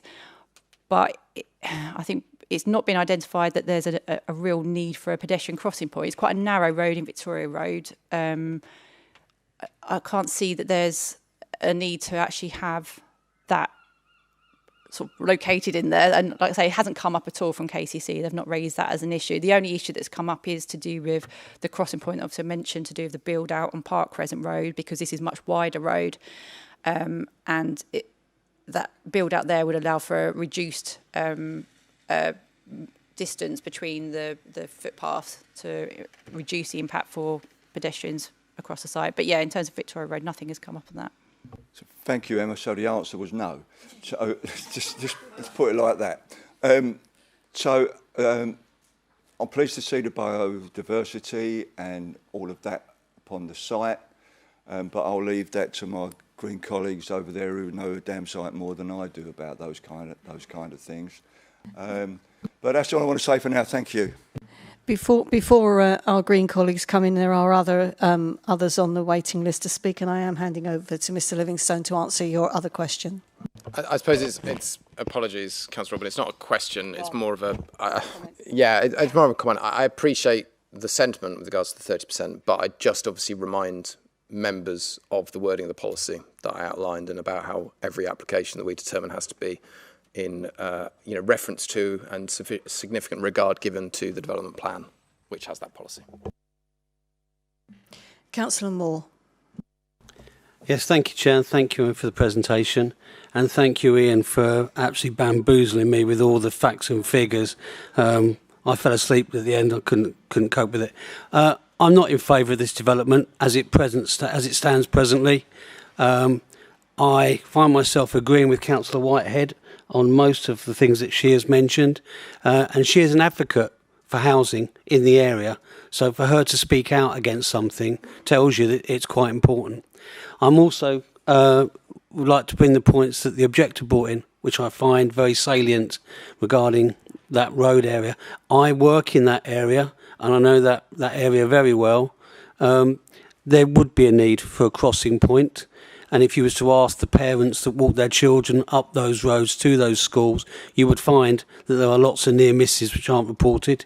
Park Crescent is gridlocked every day from 7 o'clock in the morning till 6 o'clock of the night. You cannot get a parking space there. It's parked double sides. And for the developer to widen that and put yellow lines, I think that would be make matters worse. It is a rat run as it is now. With another 150 houses, that would add to it and make it even worse. To get a paltry amount of money for the double roundabouts to be repaired, I would say the developer should pay for all of it. If he wants the 150 houses, pay for the lot. It's his development. I don't think they're giving enough to us. I'm in favour of the 30%, and I appreciate what you're saying about the way it's worded. Well, the way I'm wording it, 30% is what we want. I think there'll be God knows how many problems with the infrastructure there, the services, the sewers, the water supplies. We cannot supply any of that to what's being built already in this area, and now we're going to add another 150. I know it's a brownfield site. I know it will get developed, but unless the developer is going to do something to advocate all of that, I cannot support it. Thank you, Chair. Thank you. Apologies. I really promise I will not come in on every point. It's mainly just to say that if there is anything that members want clarified from what I said earlier, I'm very happy if you want to ask any questions. If it did lose anyone, apologies if it did. I do think it's important to note, obviously, the weight that we have to give to the statutory consultees in this point in terms of KCC highways. There has been a lot of back and forth with KCC highways, and they have looked at safety of both pedestrians, linked and looking at the previous uses of the site, the way vehicles move around that area, and they have agreed that this is acceptable. And members, as the council should, has to give great weight to the response to the statutory consultees on that point. I would also just say with regards to any sort of concerns with regards to the point about drainage and wastewater, obviously in this instance we have got a comment from Southern Water, which we get on every single application for a new build development, especially ones that are this sort of size. This overall amount of housing of 150 houses is covered within our local plan. It is a windfall site.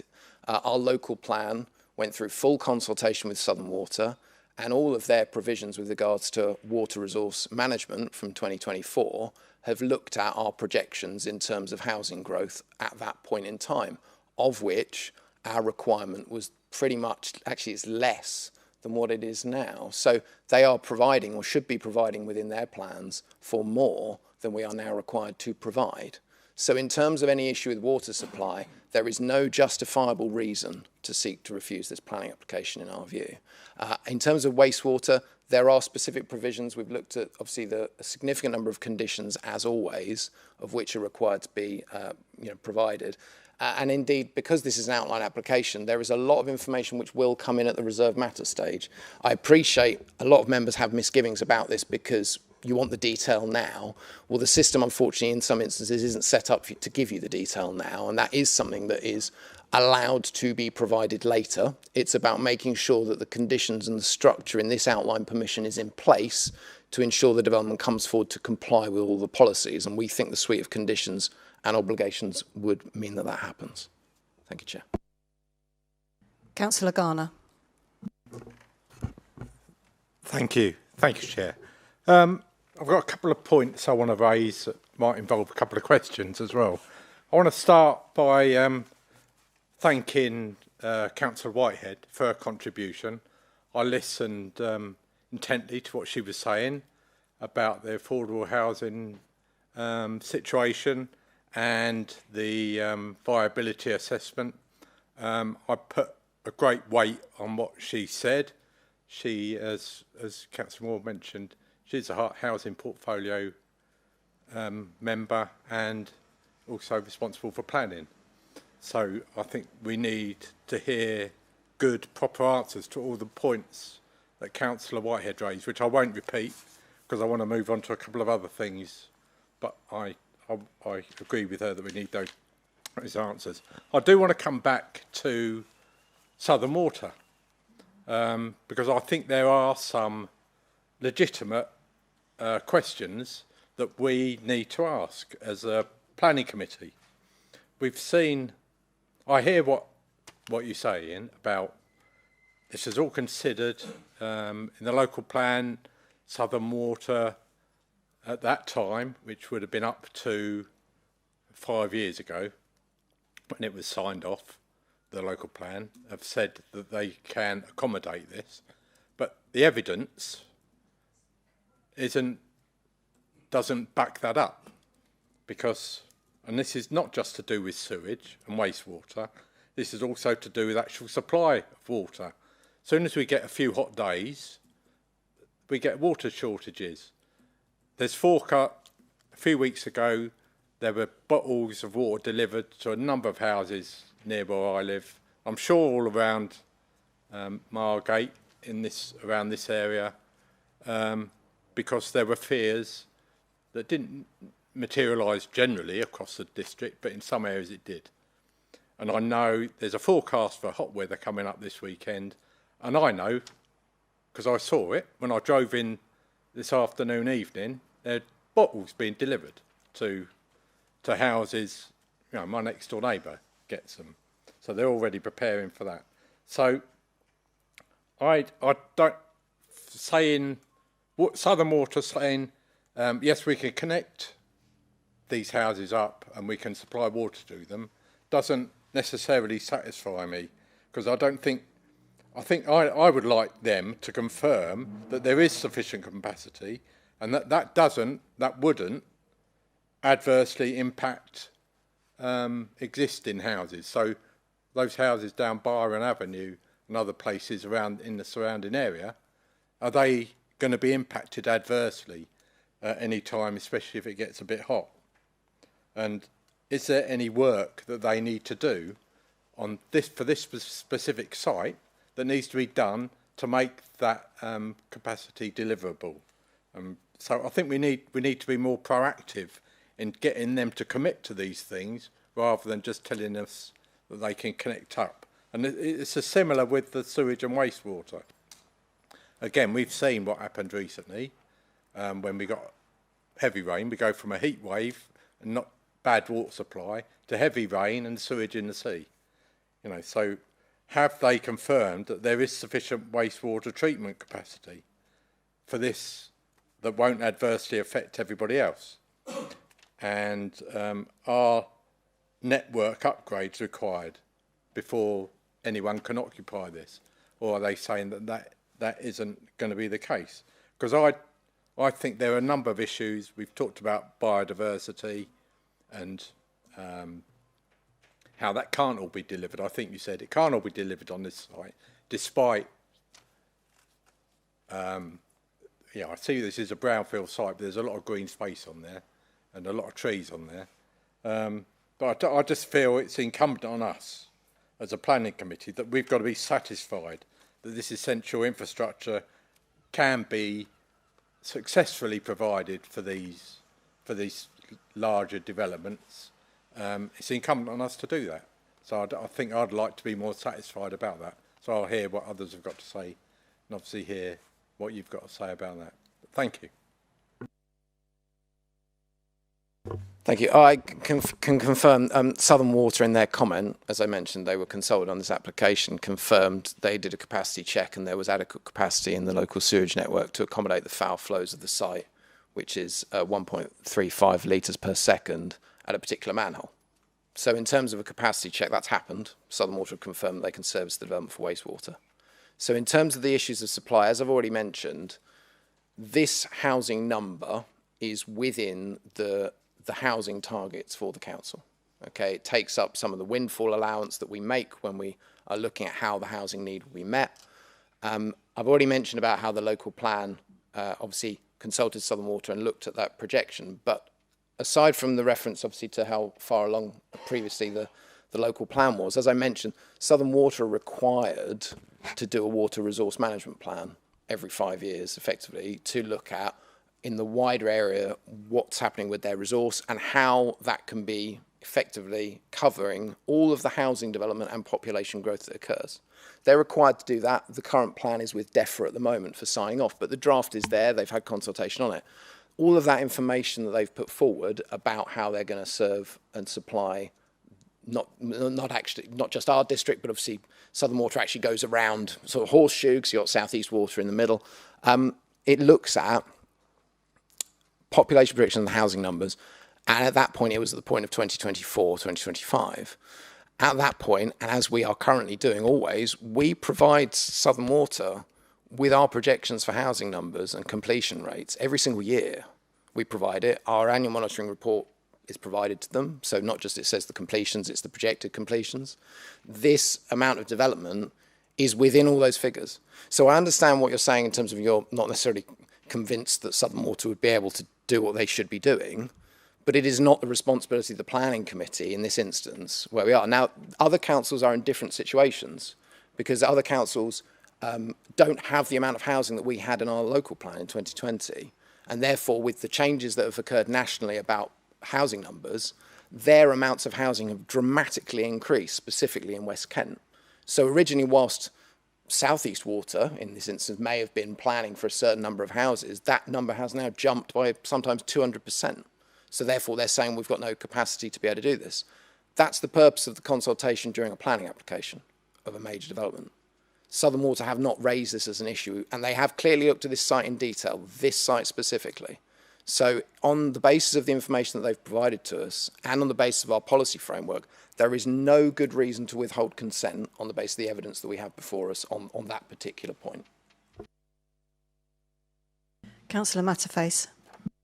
Thank you. I have two quick questions. Isn't Victoria Road one way? So if people are coming out of the site, they can't turn right. So I'm just where are they going to go? That's one question, a very basic one. My other question is, you said this isn't an allocated site in the local plan. So can I ask what the site is listed as in the local plan? Is it listed purely for community usage? or education. If it's not for housing, it must be in there for something. It's not allocated for anything, so you would just look at its former lawful use in terms of looking at what it previously is and looking at that when you're looking at the proposed use. So yeah, it's not allocated for housing, it's not allocated as a community use, it's just it formerly was a community use, and that's the way we've assessed it. Bear in mind the school closed about 10 years ago and the site's been empty, and the local plan was 2018 and then 2021. You thought somebody would have put something in? So it was never brought forward for housing, despite all that? Nope. No, but then KCC had purchased the land and were considering looking at a school on it. So obviously at that time, that was still an option for them. So that's why they wouldn't have considered anything other than that. We'd have been keen to have seen a community use continued on the site. And in terms of the road as well, yes, it is a one-way road. So every vehicle coming out of the site would have to turn left, and that's why the access has been widened as well for refuge vehicles to get into the site, because they can only come in from the right, turning into the site, and it's just a bit too tight, which is why the pier was being relocated. Councillor Wing. Thank you for the report, and thank you, Councillor Whitehead, for speaking as well. I don't really know, I drive around this area, but I don't really know the area that well, so it's always important for me to listen to people that do know the site really well. So one of the things I'd like to request is a site visit, because I'd like to understand the situations at the junctions that are created there. I'd like to see that for myself, to see what the difficulties are. I hate outline planning applications, because I really feel as if we're being asked to make a decision on not enough information, and I agree that I would like more information concerning possible future costs, which could see this application coming back, if it's approved, to reduce the 15% even further, which I know has happened. I think it happened to the Birchington site, which really annoyed us. So I feel as if we're being asked to vote on something which is going to lock us into something. I'd like to see 30%. I don't see why 30% can't be made. Okay, profits might be less, but there's job creation. Profit is not always about making money. So I'm really disappointed about the reduction from that we're not hitting the 30%. I mean, given the uncertainty over the viability, I find it really difficult that we're being asked to lock ourselves into 15%, because even in the document, it actually states, it's page 137, it actually states, the independent review has concluded that the delivery of 30% affordable housing on this site at this moment in time is unviable. I mean, what sticks with me is at this moment in time, and you talked about cost of building materials possibly going up and down, interest rates possibly going up and down.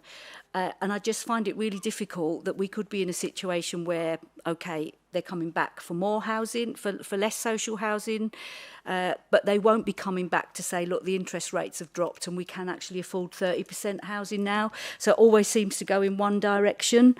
I just find that really, really difficult. And I agree with the Southern Water. I think at Tot Hill, I sometimes remember stuff, the Tot Hill weren't allowed to connect to the sewer until there'd been upgrades to the sewerage system. I haven't heard of any upgrades to the sewerage system. I think that's the village's little treatment plant, which isn't linked to us. And I agree, one week we're distributing thousands of bottles of water in Ramsgate, and the next week and across Thanet, and the next week we have a bit of a downpour, or we don't have a bit of a downpour, as was the case, and we're throwing sewerage into the sea. And I would, so again, I'm being asked to trust Southern Water. We're all being asked to trust Southern Water because they're saying it's okay, mate, we can put these houses here. But I'd actually like to see the data behind that. I'm not worried about Maidstone. I'd like to see the data for Thanet, and I'd like to see the data for this site. How many houses with our present water infrastructure can Thanet deal with? That's what I want Southern Water to give me, and that's the sort of information that I think, as sitting on planning, that I think I have a right to have. Not just it's okay, we've reviewed, we've done a capacity, and the capacity is there. I want to know what the capacity is. So I also have concerns. I do accept that some of this is about government legislation and we can't change that, so it's not the fault of our planners or the fault of us really, but I just have so many unanswered questions, and I would love a site visit to have a look at particularly the roads and the junction situations, but that's all I'm going to say. I would like to add on the biodiversity, I actually think they've done a really good job, but I cannot believe there isn't a single bat roosting on that site.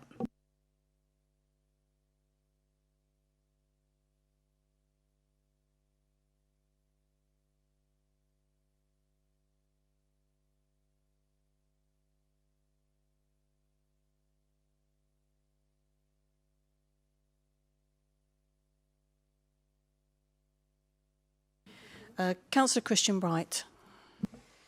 Thank you, Chair, and thank you for the presentation. I'm really sympathetic to Councillor Wing's comments just now. I am struggling during a month where hundreds and hundreds of houses are being delivered with water, hearing Southern Water saying there's an adequate supply. You're either delivering water for everyone or you've got an adequate supply. It can't be one of both. And I also feel that, and again, I'm sure we're constrained by the system. I'm sure Mr. Livingston's frustrated by this, but the last few years we've seen like the hottest year ever every single year. Extreme weather events are getting more and more common. What data are Southern Water relying on when they're talking about these things? Because it feels like they're just not keeping up with reality. And it's very frustrating as a councillor to be listening to these kind of arguments and these it's all going to be fine when you're seeing water being delivered door to door. But there was no question there. So I'm going to move on to some other points. Building on what Councillor Moore was saying earlier around the parking aspects and building on Councillor Matterface's point on those roads being one way. You cannot get two cars down Thanet Way in opposite directions.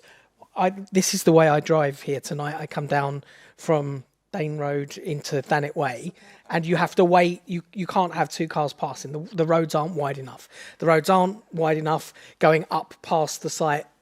It's in front of me, look, Park Crescent. So it's Park Road, you can't get two cars down. And Thanet Road, you can't get two cars down. You have to wait. And then I'm assuming Park Crescent that's one way. So you're going to have an absolute gridlock on Thanet Road and Park Road every single day.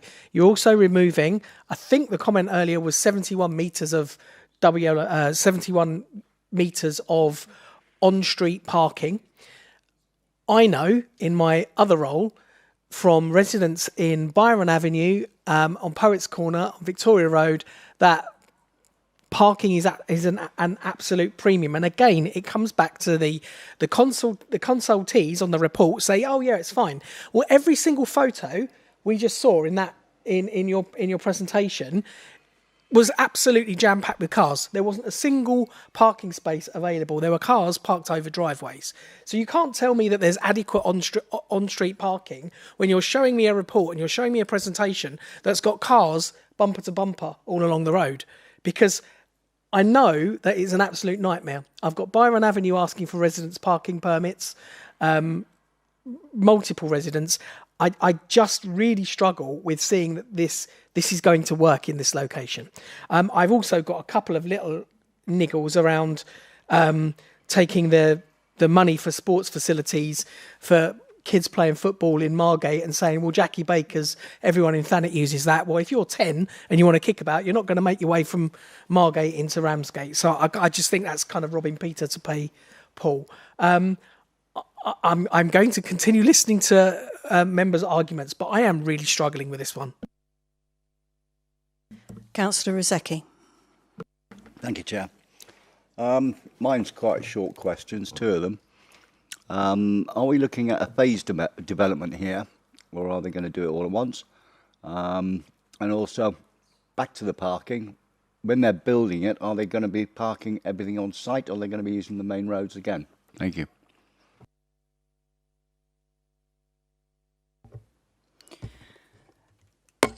So in terms of where they park during construction, we don't have the details of that because that would come in as part of the construction management plan. So there's a condition requiring that to come in. But given the size of the site, I'd expect that usually what would happen is that there would be provision on site for cars to park as the site starts being developed. And obviously as it gets near the end, we might have to reconsider where that goes. But that would all come in as part of the construction management plan. In terms of sorry, just go back on some of those other points to do with the parking beat survey. So KCC did raise concerns with the loss of the parking on the road, and this was mentioned a few times in their comments back, that the 71 metre long double yellow lines would result in a significant loss of parking on the street, and that could cause an issue. So the survey was carried out. So in the report, I've mentioned how a survey was carried out on a Saturday and on a Tuesday. So they carry the surveys out at night because that's based on residential rather than people that might have parked there and walked into town to work, for example. So based on that, it was found that there was quite a lot of capacity on street for parking. So all of the areas where the double yellow lines would have been, there were no cars parked there other than where the southern Park Crescent Road access is going. A few cars were parked in that location, but then next to it, there weren't any cars parked. So there's a plan that they've submitted that demonstrates that and where the cars were parked during the surveys. And so on the basis of these surveys, KCC removed their objection to it and then have required the double yellow lines for visibility.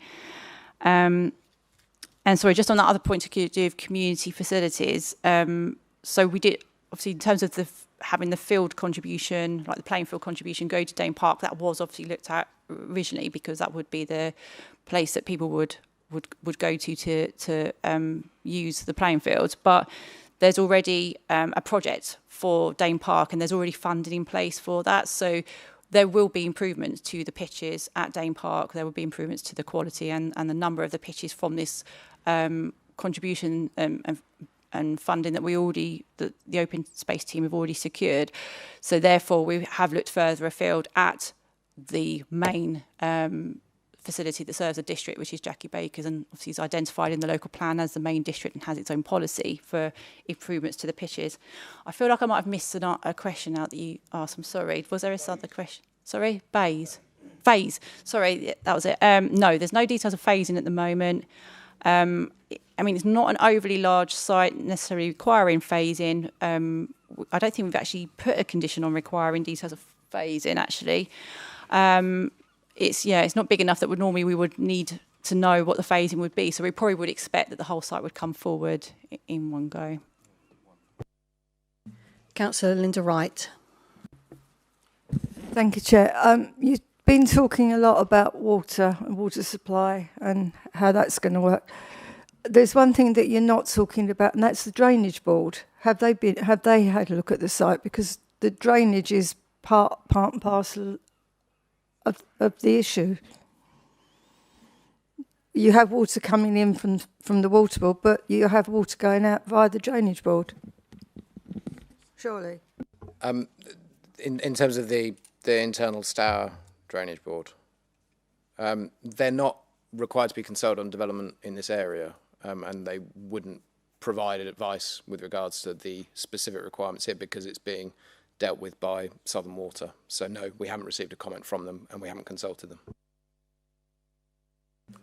Councillor Rattigan. Thank you. Is that on? Yeah, thank you, Chair. Whilst I completely agree with all my colleagues regarding water, my concern is obviously if the plan officers are saying that it meets the plan threshold, what can we turn it down on? What will the cost implications be to the council? And then could they, on the affordable housing, if it went to appeal, could they then get a lower amount, or would it still be the same amount that's in there now?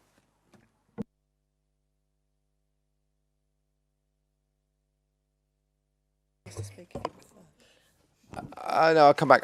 So in terms of what's been put forward to members, I suppose what's put in the heads of terms is what's being offered. So in terms of if that's what the base of the decision is being determined on. So it would be an issue that we would certainly raise if it was put forward and said, oh, actually, we're only going to offer this amount when it came to appeal. And indeed, as I've mentioned, I think at committee previously, the terms in which applicants can appeal now doesn't allow a substantial change for what they've put in as a proposal to what they then appeal. Obviously, we have got direct experience of viability issues being looked at appeal in a public inquiry. And obviously, in that instance, it was found that if the evidence is there and it's not, there aren't direct points of dispute, it is likely that more weight will be given to the provision of the supply of housing. But there is no, I suppose, reason to anticipate a reduction at appeal from the 15% that's been put forward. I would like to actually, I am going to take the opportunity to talk a bit about the concerns about unexpected costs and potentially having to come back to renegotiate a Section 106 agreement. As I mentioned in the presentation, the assessment that's been done on the build costs includes specific amounts and provision for remediation of the site. That is one of the big issues with brownfield land. Ultimately, remediating potential pockets of contamination, increased construction costs because of existing built infrastructure on the site. These sites cost more to develop.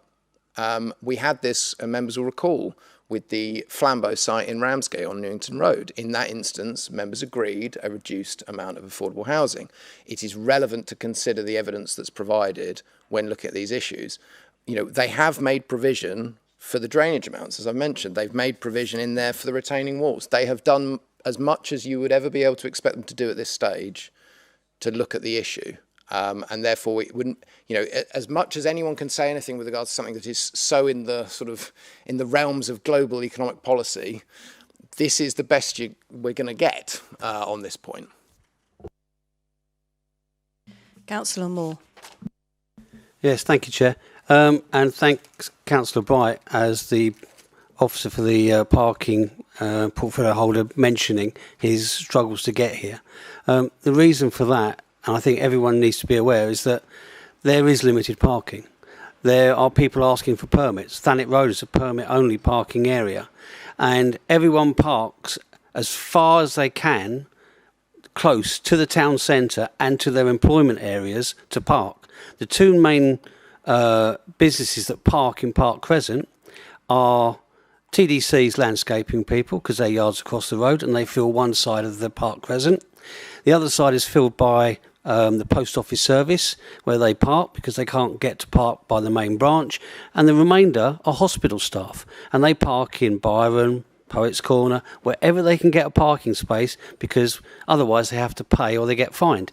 So we are inundated with lack of spaces, and I find it very, very frustrating that the road surveys were done of an evening just for the residents, not for when people are working and going to work and when we have maximum capacity and little road use.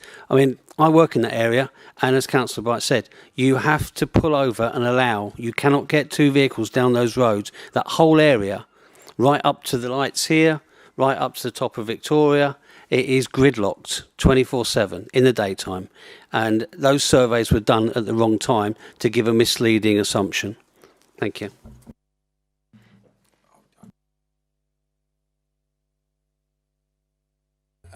Sorry, Councillor Moore, I have to say that we have, KCC Highways have looked at the surveys that have been produced and they've signed them off. So in terms of any justification as to questioning the evidence, I do think just need to be a little bit wary of questioning it on the basis of that particular point. Just to I'm speaking from personal experience, so I know exactly what it's like. I'm not disputing anyone's experience of what's going on. However, members have to determine the application with putting their emphasis on KCC Highways as the highway authority. I'm not disputing the fact of the experience, and indeed the issue of parking is clearly one of importance, as I know. So So we're saying we can't question those people. We can't question Southern Water saying it's going to be all right. We can't question Highways saying it's going to be all right. We should be questioning and challenging. I'm going to go to Councillor Christian Bright next. Sorry, just a really quick question that I noticed in the pictures earlier is the height difference between the alleyway on behind Byron Avenue and that strip of houses at the bottom, like 3 metres. That fence to the alleyway is just a kind of wrought iron fence. Are there any safety concerns there in terms of people's back gardens being overlooked? And it just feels like there's just an opening of people looking down from a great height on people's back gardens that concerns me.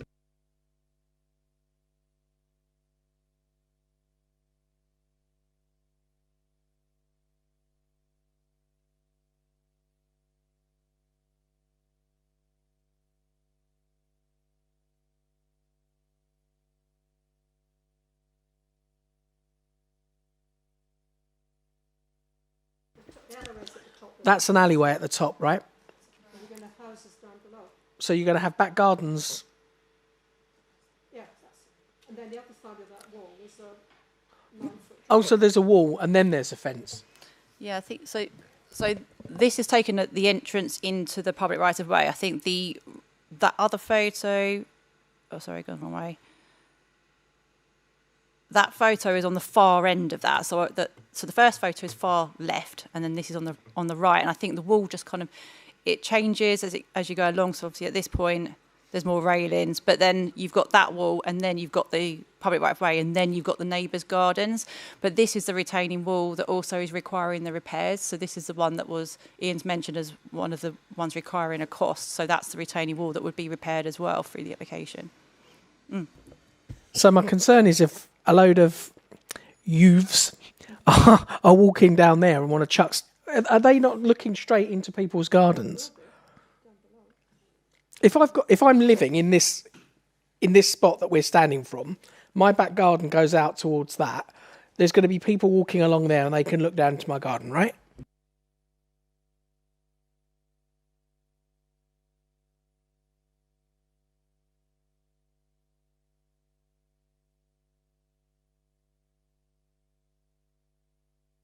So what you're saying is here, so where that photo was here, you're saying that if you were walking on this alleyway here, you'd be able to look down into these gardens?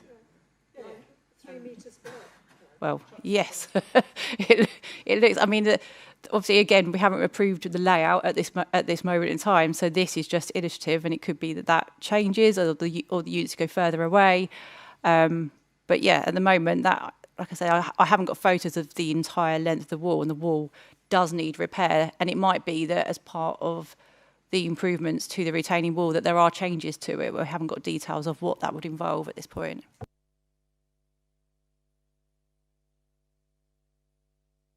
Councillor Makinson. Thank you.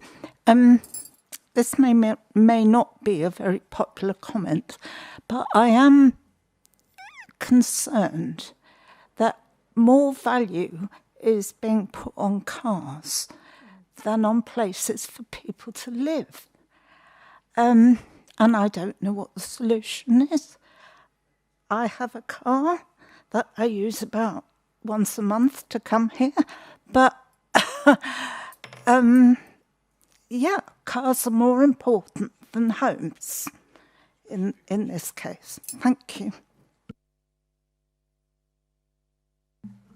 So I don't have any other speakers, unless there is anyone else, in which case we will now put the motion for the officer's recommendation to defer and delegate for approval to the vote now.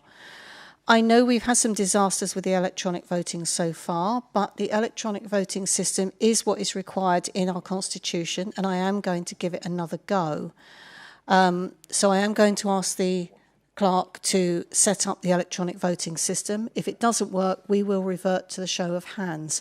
I would like to ask Councillor Fellows very briefly before we start. When the electronic voting came up before, did you have the option to vote on your screen? No, but at No, you didn't. I suspect Councillor Whitehead did. Yeah, but she's gone now, so I can't check with her. Okay, thank you. She definitely had. I thought so. That's an issue that Dem Services will be picking up on. Thank you. So I now hand over to get the electronic voting started. Given that, sorry. Given that the whole purpose of the electronic voting is transparency, should we have a recorded vote if we go to hands? We need to try the electronic voting first. That is a recorded vote. So, but if it goes wrong, we will go to a show of hands. Yeah, and yes, we will.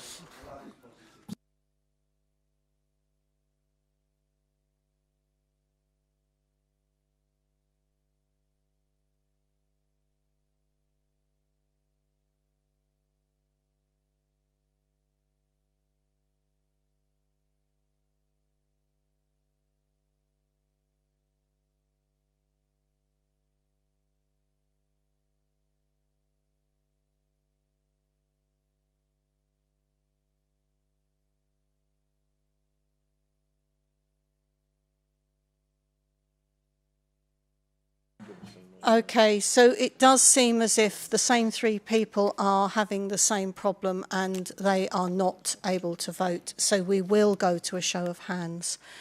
Can I ask first for those in favour?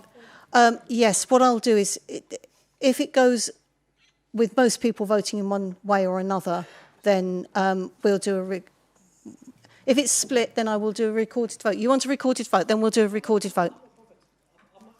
No, we can do a recorded vote. If you want a recorded vote, it's absolutely not a problem, Councillor Bright.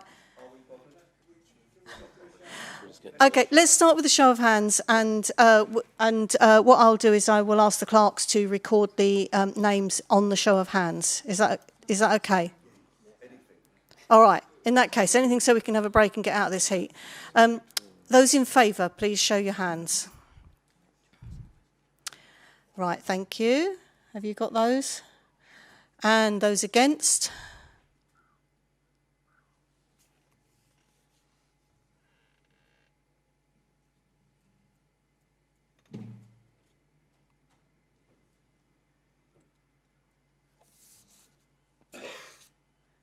And those abstaining?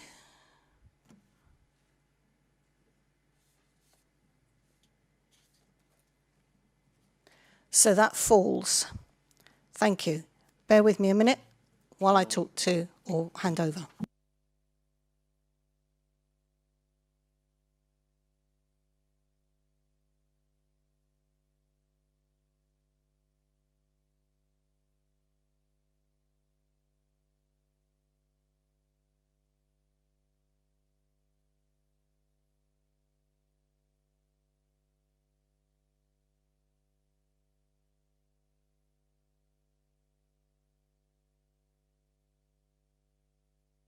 So, members, as you know, we do need to come up with an alternative motion.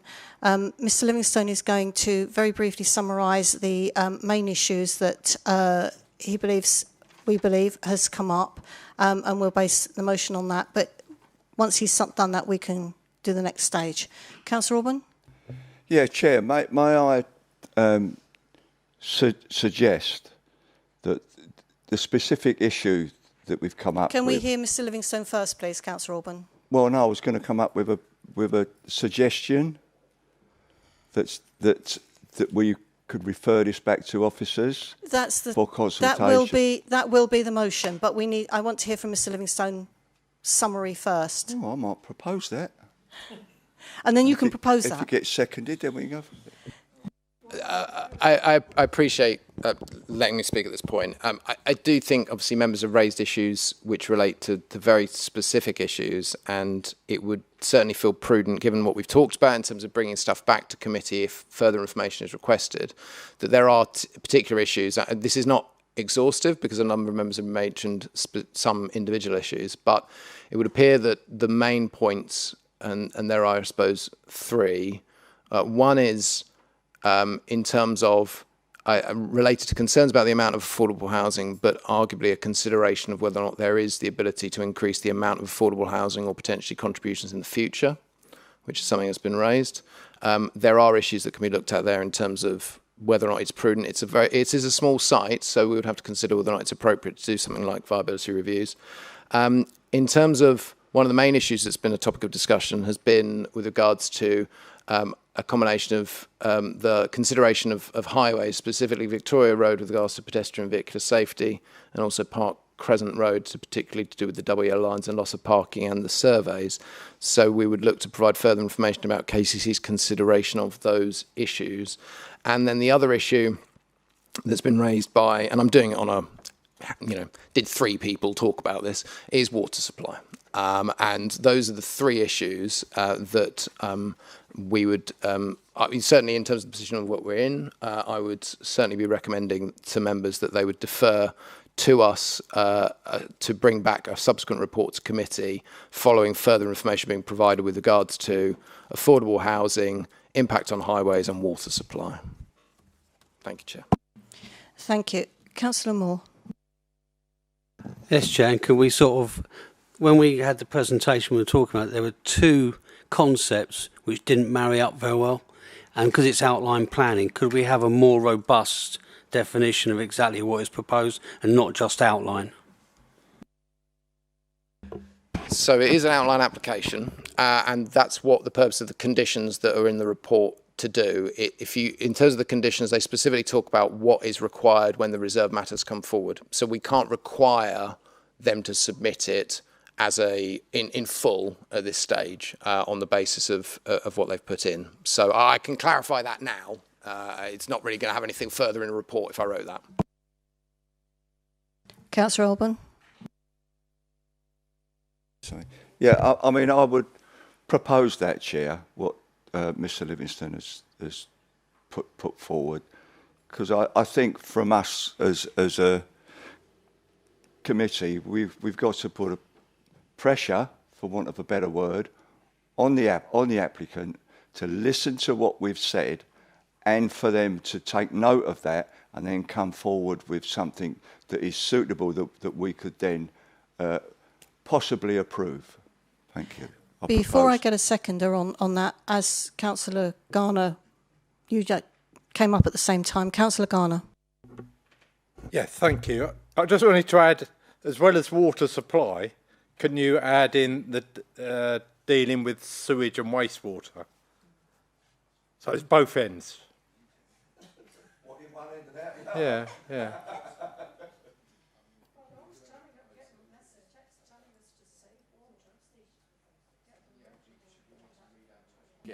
Okay, Councillor Alban, you've made that as a proposal. I'm just going to ask Mr. Livingstone to read that again, and then ask for a seconder, and then we'll go to the vote on that new motion. Thank you. Thank you, Chair. So I just want to confirm in terms of what Councillor Critton has just said. Councillor Alban, you'd have to propose what I say if you agree with that. If you don't agree with that, propose an alternative motion. Just to be clear. So it would be to defer and bring back to Planning Committee for decision following further information being provided to councillors regarding options to increase and assess the amount of affordable housing, further information with regards to highway safety, with particular regard to Victoria Road, Park Crescent Road, and also KCC's consideration of the issues outlined, and further information provided with regards to water supply and wastewater to serve the site. Thank you. Can I have, so Councillor Alban, you're proposing that? I'm proposing that. I'm fine with that, Chair. Thank you. The first hand that I spotted go up of several was Councillor Moore. I'll take Councillor Moore as seconding it. Thank you. Would those in favour please show? Not going to use the electronic vote. Oh, God. No, I'm not using the electronic voting. That's 100%. Thank you very much. So that is to defer and return. I think everyone is melting. I'm looking at everyone who's dying in their seats of the heat. So we're going to take a 7-minute adjournment. 7 minutes? Yeah, 7 minutes. 7 minutes is the most effective time scale I've ever given you. So it's a 7-minute break. I've always done it 7 minutes. Have you not noticed?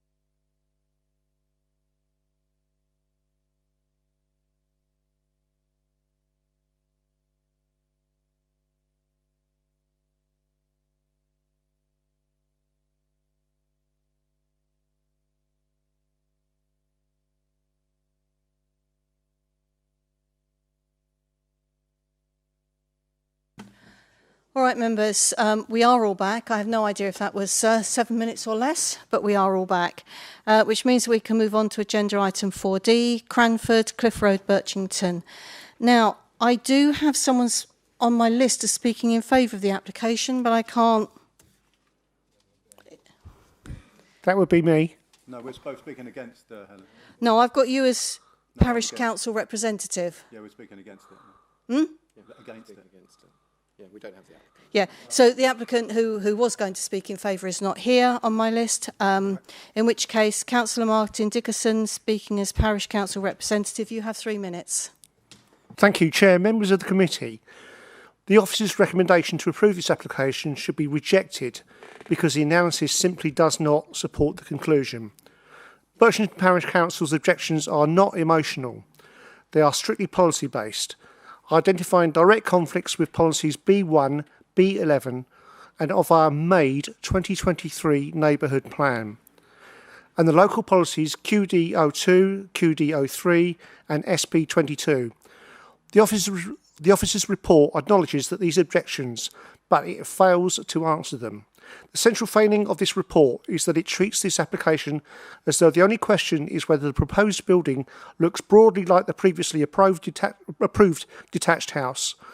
That is the wrong planning question. The issue is not just the physical shell, the height, massing or glazing. The real issue is the use, replacing one detached coastal home with 5 self-contained flats changes that entire planning proposition. 5 flats introduce a materially different intensity of occupation, more activity, more parking pressure, more bin storage, and distinctly more urban residential character. The officer's report fails to properly analyse this intensified use, overstating the relevance of the previous permission. An appeal for one house is not a shortcut to assuming approval for 5 flats. One house preserves the single dwelling character of the plot. This application destroys it. The same error undermines the treatment of the neighbourhood plan policy B1. The report accepts that Cliff Road is characterised by detached houses, large gardens and a coastal feel. Yet it asserts without demonstrating that 5 flats will not harm that character. Architectural variety along the road does not justify breaking the established settlement pattern. Furthermore, policy B11 requires minimum impact on the prominent coastal frontage, turning a single dwelling plot into a multi-use site urbanised the cliff frontage, a broader impact the report completely avoids. The neighbourhood plan is a statutory document made in 2023. It demands full weight. Instead, this report skates over clearly policy conflicts to find an easy approval.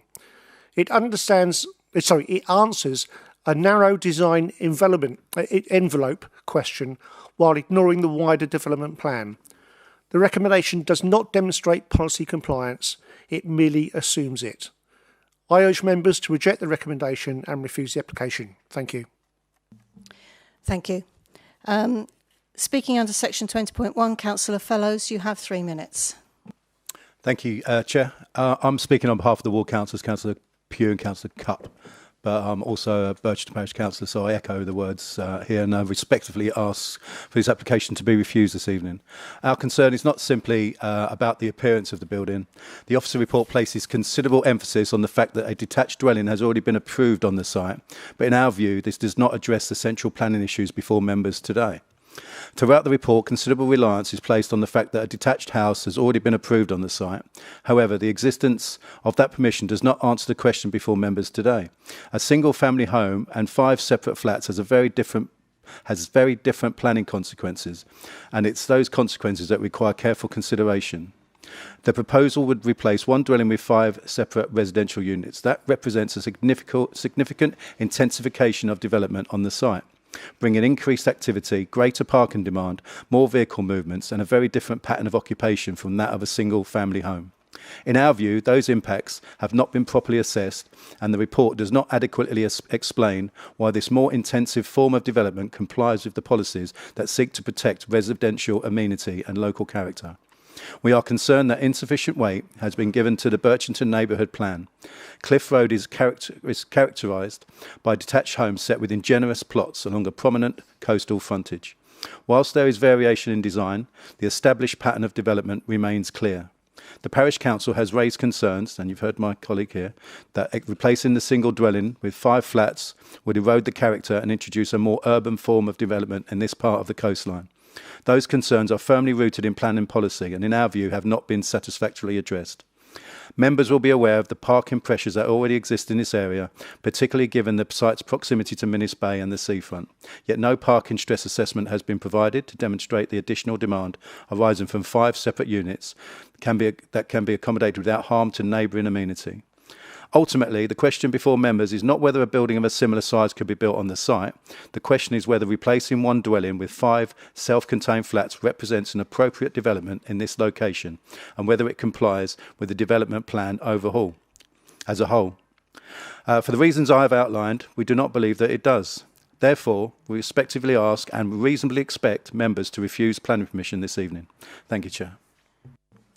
Thank you. The Principal Planning Officer will now outline the report. Thank you, Chair.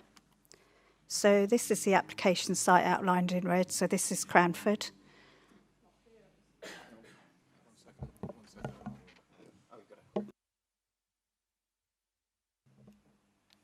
Sorry, that's...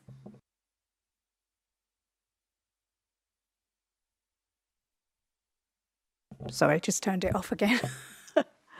So yeah, that's the application site. So it's this property here is Cranford, Cliff Road along the top, Green Road running down here, and the properties in Grenville Gardens backing onto the properties along Cliff Road.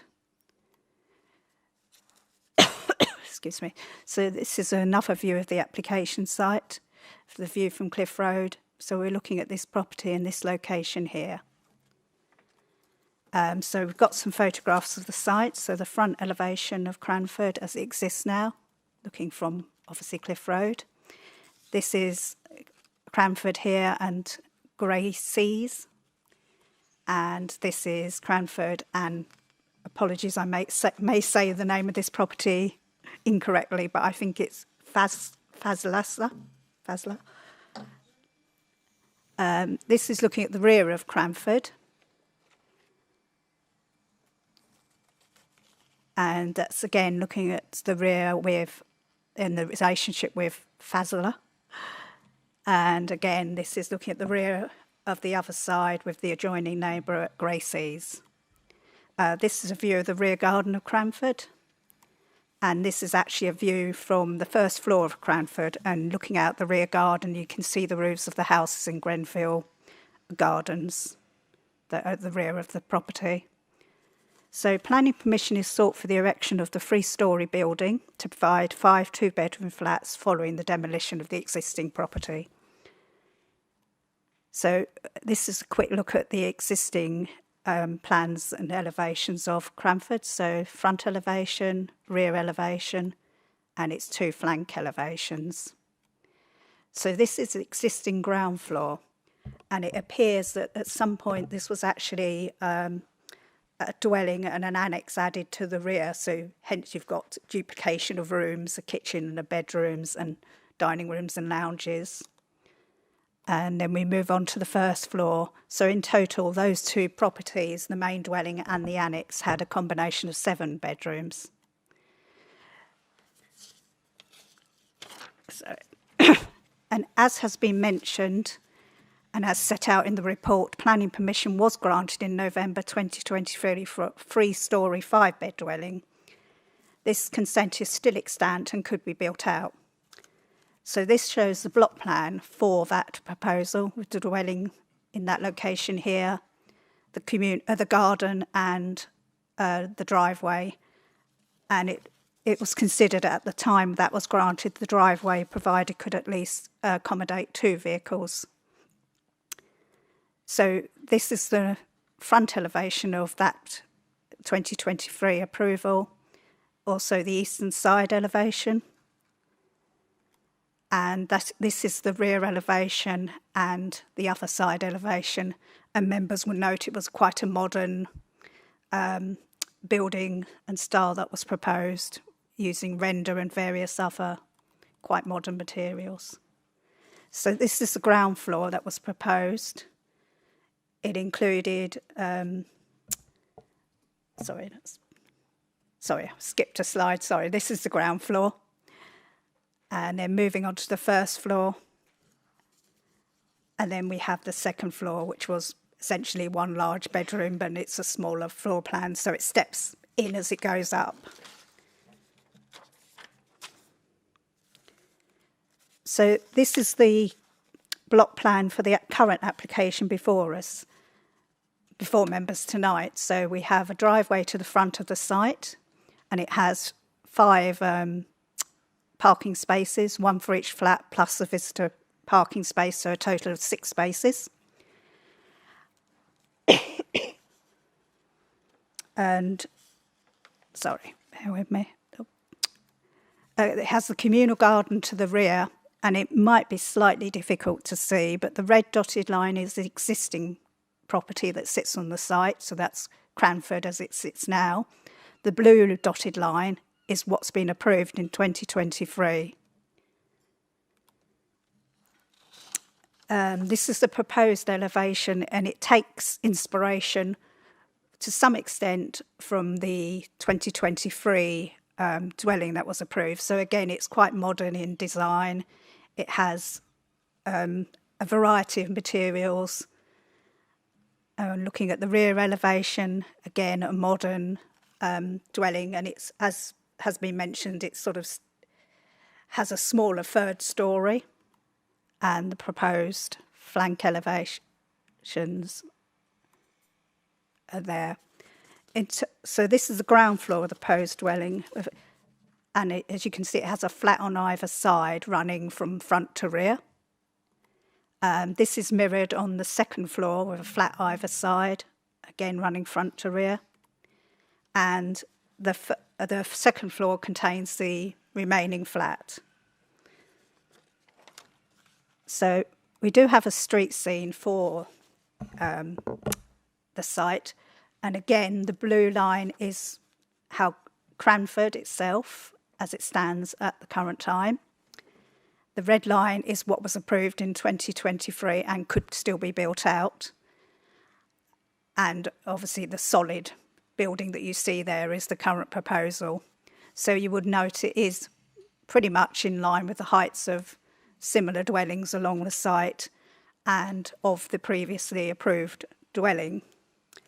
So to pick up some of the points that have been mentioned, the principle of residential development on the site is acceptable, and there is the fallback of the extant approval for a large detached dwelling on the site. The design and scale of that dwelling is similar to that now being applied for, with the main difference has been pointed out that we are now looking at 5 flats instead of a single dwelling. But there is no policy requirement that I understand, even within the Birchton neighbourhood plan, that dwellings cannot be, dwellings in this location have to be single dwellings, and flats are not acceptable. The flats are 2-bed units, and it is considered on that basis they could be classed as family dwellings, so there would be no loss of family dwellings. In fact, there would be an increase of family dwellings. The impact on adjoining neighbours, highways and drainage are considered acceptable, and the requirements of B&G can also be met with this development. So given this, it is recommended that members defer the application to officers for approval, subject to receipt of the undertaking for the SAM contribution and the safeguarding conditions set out in the report. Thank you, Chair. Thank you. I move that the officer's recommendation is adopted. Would the Vice Chair please second? Seconded. Do I have any speakers? Councillor Linda Wright.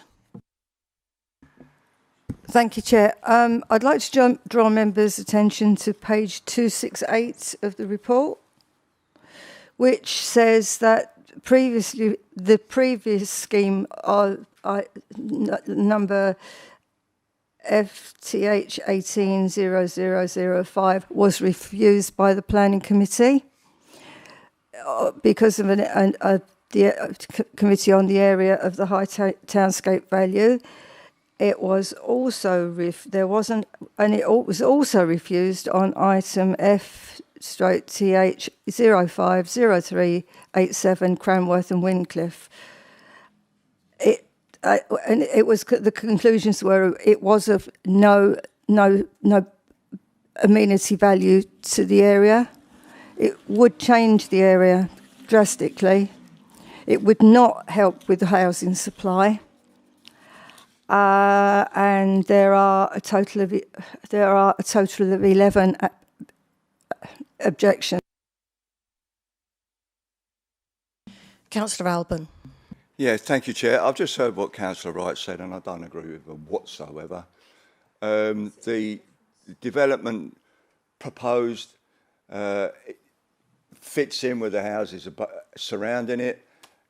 So it's got 5 flats. The flat sizes are amazing for it. I really can't see an issue with this at all. Thank you. Councillor Wing. Thank you. Could you go back to the street scene? Any old street scene. Yeah, the photograph. Sorry. We're all getting tired. So an actual photograph of the street.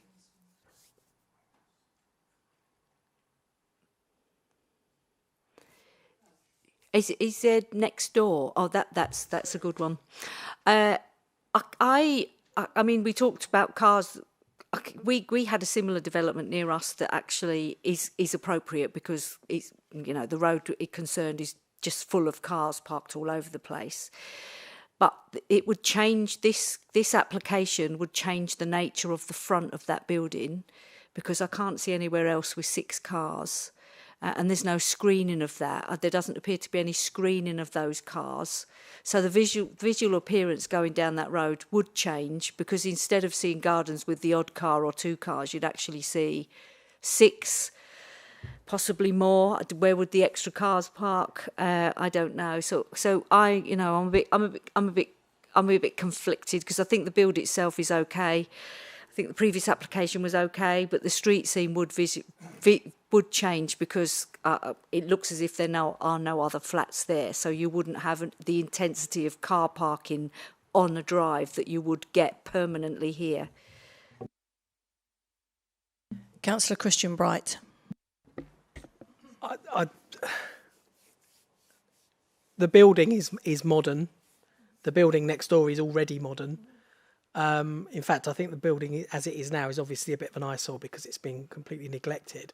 To Councillor Wing's point, I mean, I had a new neighbour move in 2 years ago, and they've got 6 or 7 cars on their driveway. They didn't used to be 6 or 7 cars. There's no reason why someone couldn't move into any one of those houses with massive driveways and just like cars. I don't think it's having a number of cars on a driveway is a reason to reject a planning application, particularly when the number of cars on the driveway is taking away from cars being on the street. So I think I'm with Councillor Alban on this one. I get that flats are different, but it is adding to the housing need. It does actually. It provides 5 households where there was only 1. So I'm struggling to find a reason not to be honest. Councillor Alban. Yeah, thank you, Chair. Just to make a point about the previous dwelling that was approved. So that dwelling could be occupied by mum, dad, and 4 teenagers who've all got a car. So they will park it there. Councillor Wings think is bonkers. Councillor Makinson. The design of it is not actually my cup of tea, but I will accept that it's acceptable. But I'm just worried about, or not worried, curious about some of the other buildings along on the right. There's a white one with a car in front and a huge great shed behind, and then 2 houses over. There's a whole load of some peculiar things in the back. Are we sure that none of those houses are already flats? They've got plenty of parking spaces. A covered swimming pool, you reckon? So just to come back on that, in terms of that stretch, we don't have any record that there's been an approval on those houses that you could see have been approved to change to flats. There, obviously, along that stretch, there is the care home. There's Wild Air. There's a property there that was. There are, the obviously argument that we've put forward is that we don't think that there is harm from it being flats as opposed to being a dwelling. On the basis of the character of the area. Mention's been obviously made, and Annabelle's already covered this, about what the consequences of having 5 flats are. Well, on parking terms, you've already talked about parking in terms of the amount of off-street parking, and there is capacity on street in our view. More waste or provisions being made for waste storage. In terms of pattern of occupation and movements, I don't know, Charles, whether or not you can go back to Annabelle's presentation. Could you just go to the ground floor plan for me? Sorry.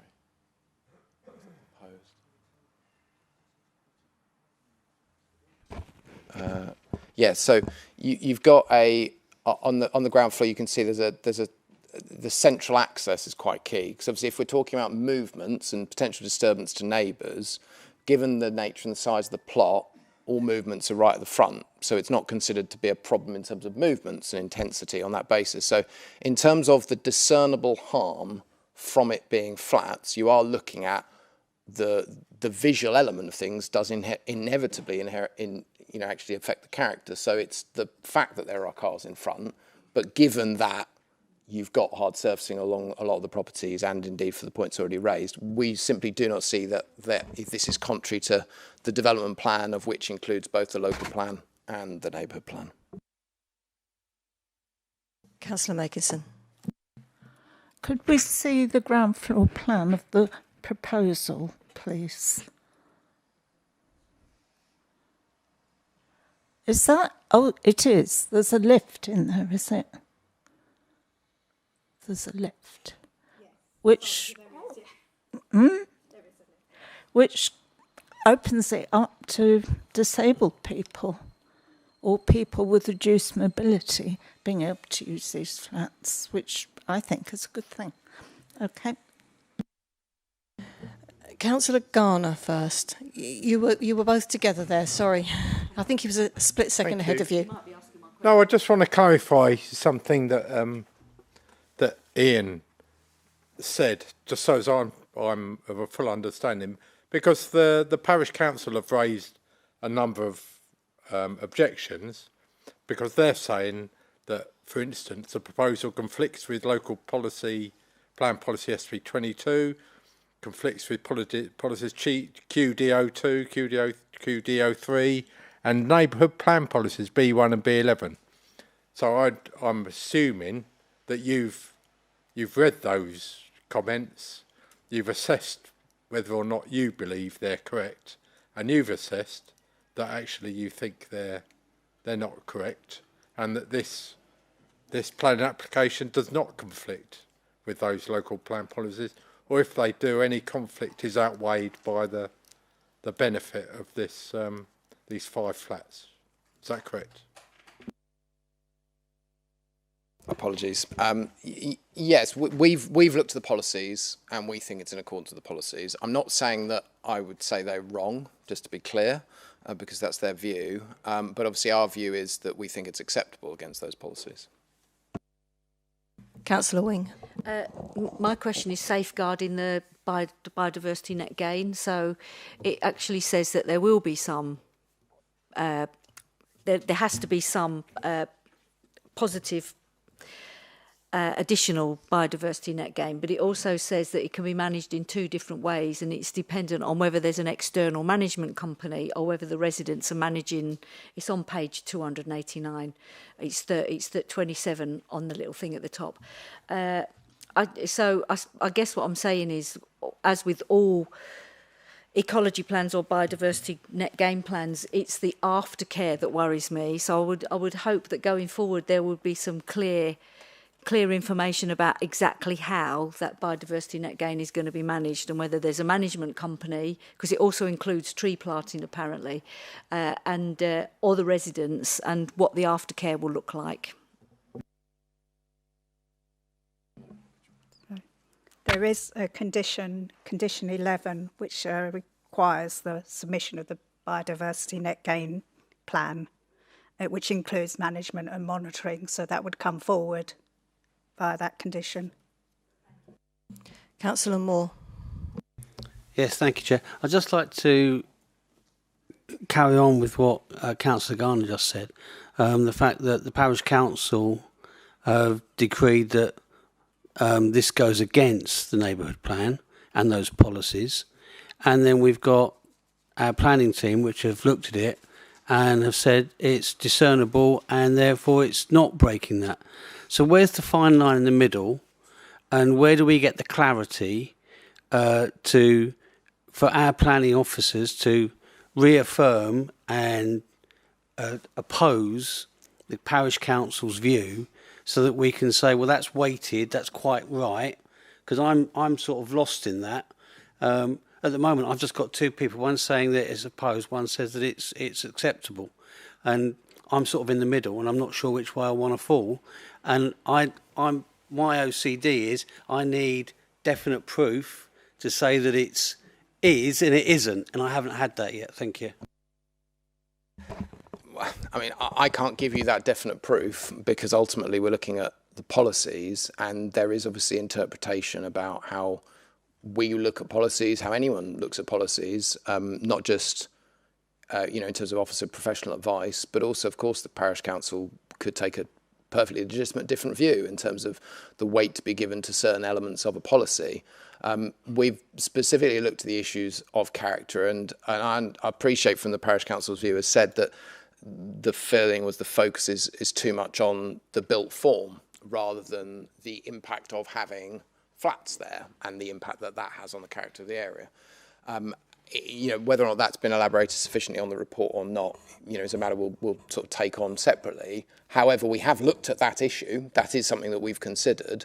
But as mentioned, because we're talking about what is the impact of having flats there on a practical level, and what could you therefore look in terms of whether or not it's harm when considered against the neighbourhood plan or indeed the local plan. We don't think there's harm to the residential amenity as an increase in comings and goings. We've obviously identified exactly where the entrance is. Yes, you could have people entering at all days and a night, but you're in the middle of the site and you've got two neighbours either side, and we just simply don't think there'd be evidence to suggest that we should forego 5 flats on the basis of a potential for comings and goings, which we don't think can be evidenced. In terms of parking and waste, I've already obviously talked about those. Those are practical realities to having flats there. We do appreciate and understand that. And obviously when looking specifically in terms of the character area that this falls within, the Birchington Neighbourhood Plan and the design guide that goes with the neighbourhood plan, it identifies this area as the part of the coastal scene, and it talks about land use being primarily, it is about land use that is typically residential, and it does say single family homes on detached plots predominate, but separately it does talk about the fact that there are examples of flats in the area, including 6-storey flats in the Parade and Cliff Road that stand out. So they're saying they stand out, but it's not that they don't exist. They form part of the character of the area in our view. And as well as that, Annabelle's already outlined the fact that there is no policy in there that prohibits flats in that area explicitly. So it is a point of interpretation. We do accept that, of course, differing views will occur, but we don't think when weighing up, as Councillor Garner identified, that there would be sufficient harm to the character of the area to refuse the application when weighed against the benefits. Can I just come back? So, I mean, looking at these flats, they're not going to be cheap flats. They are going to be quite expensive and probably weekend or whatever. I can't imagine someone buying one and living there unless they're made of money. But there's nothing in planning at the moment that would refuse this. There's nothing that could be pulled up to refuse this application. Well, I wouldn't say that in the sense of our opinion is no.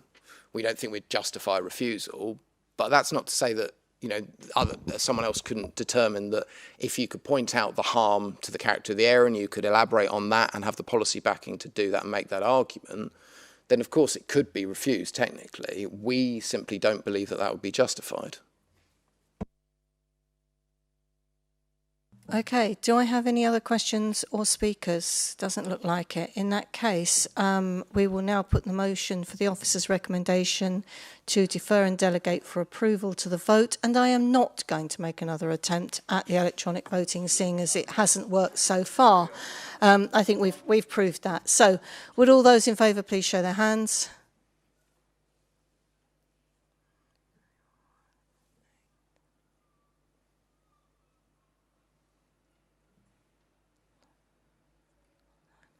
Those against?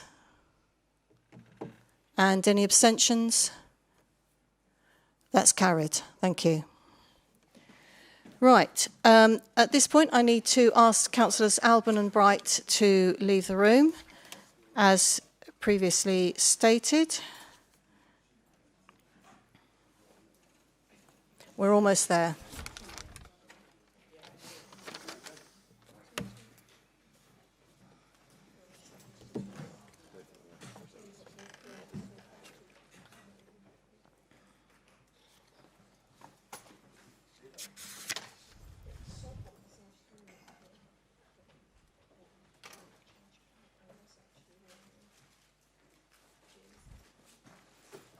Thank you, everyone. So that concludes public speaking for this meeting.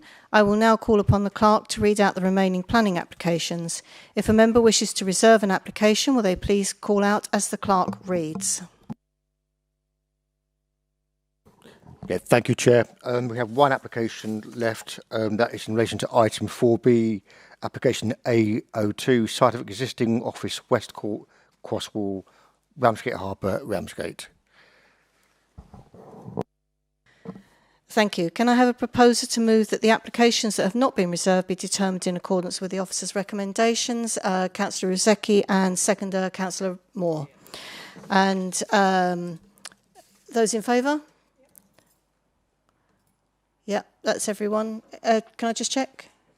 All those in favour? Thank you. Sorry, I didn't catch it. So that's 100% carried. Thank you. Which means that I now hand back to the clerk for the benefit of the public, to read out that the applications that have been determined. To just clarify, Chair, so it was item 4B, application A02, site of existing office, West Crosswall, Ramsgate Harbour, Ramsgate. Thank you, and that concludes the business for the meeting tonight. Thank you and good night.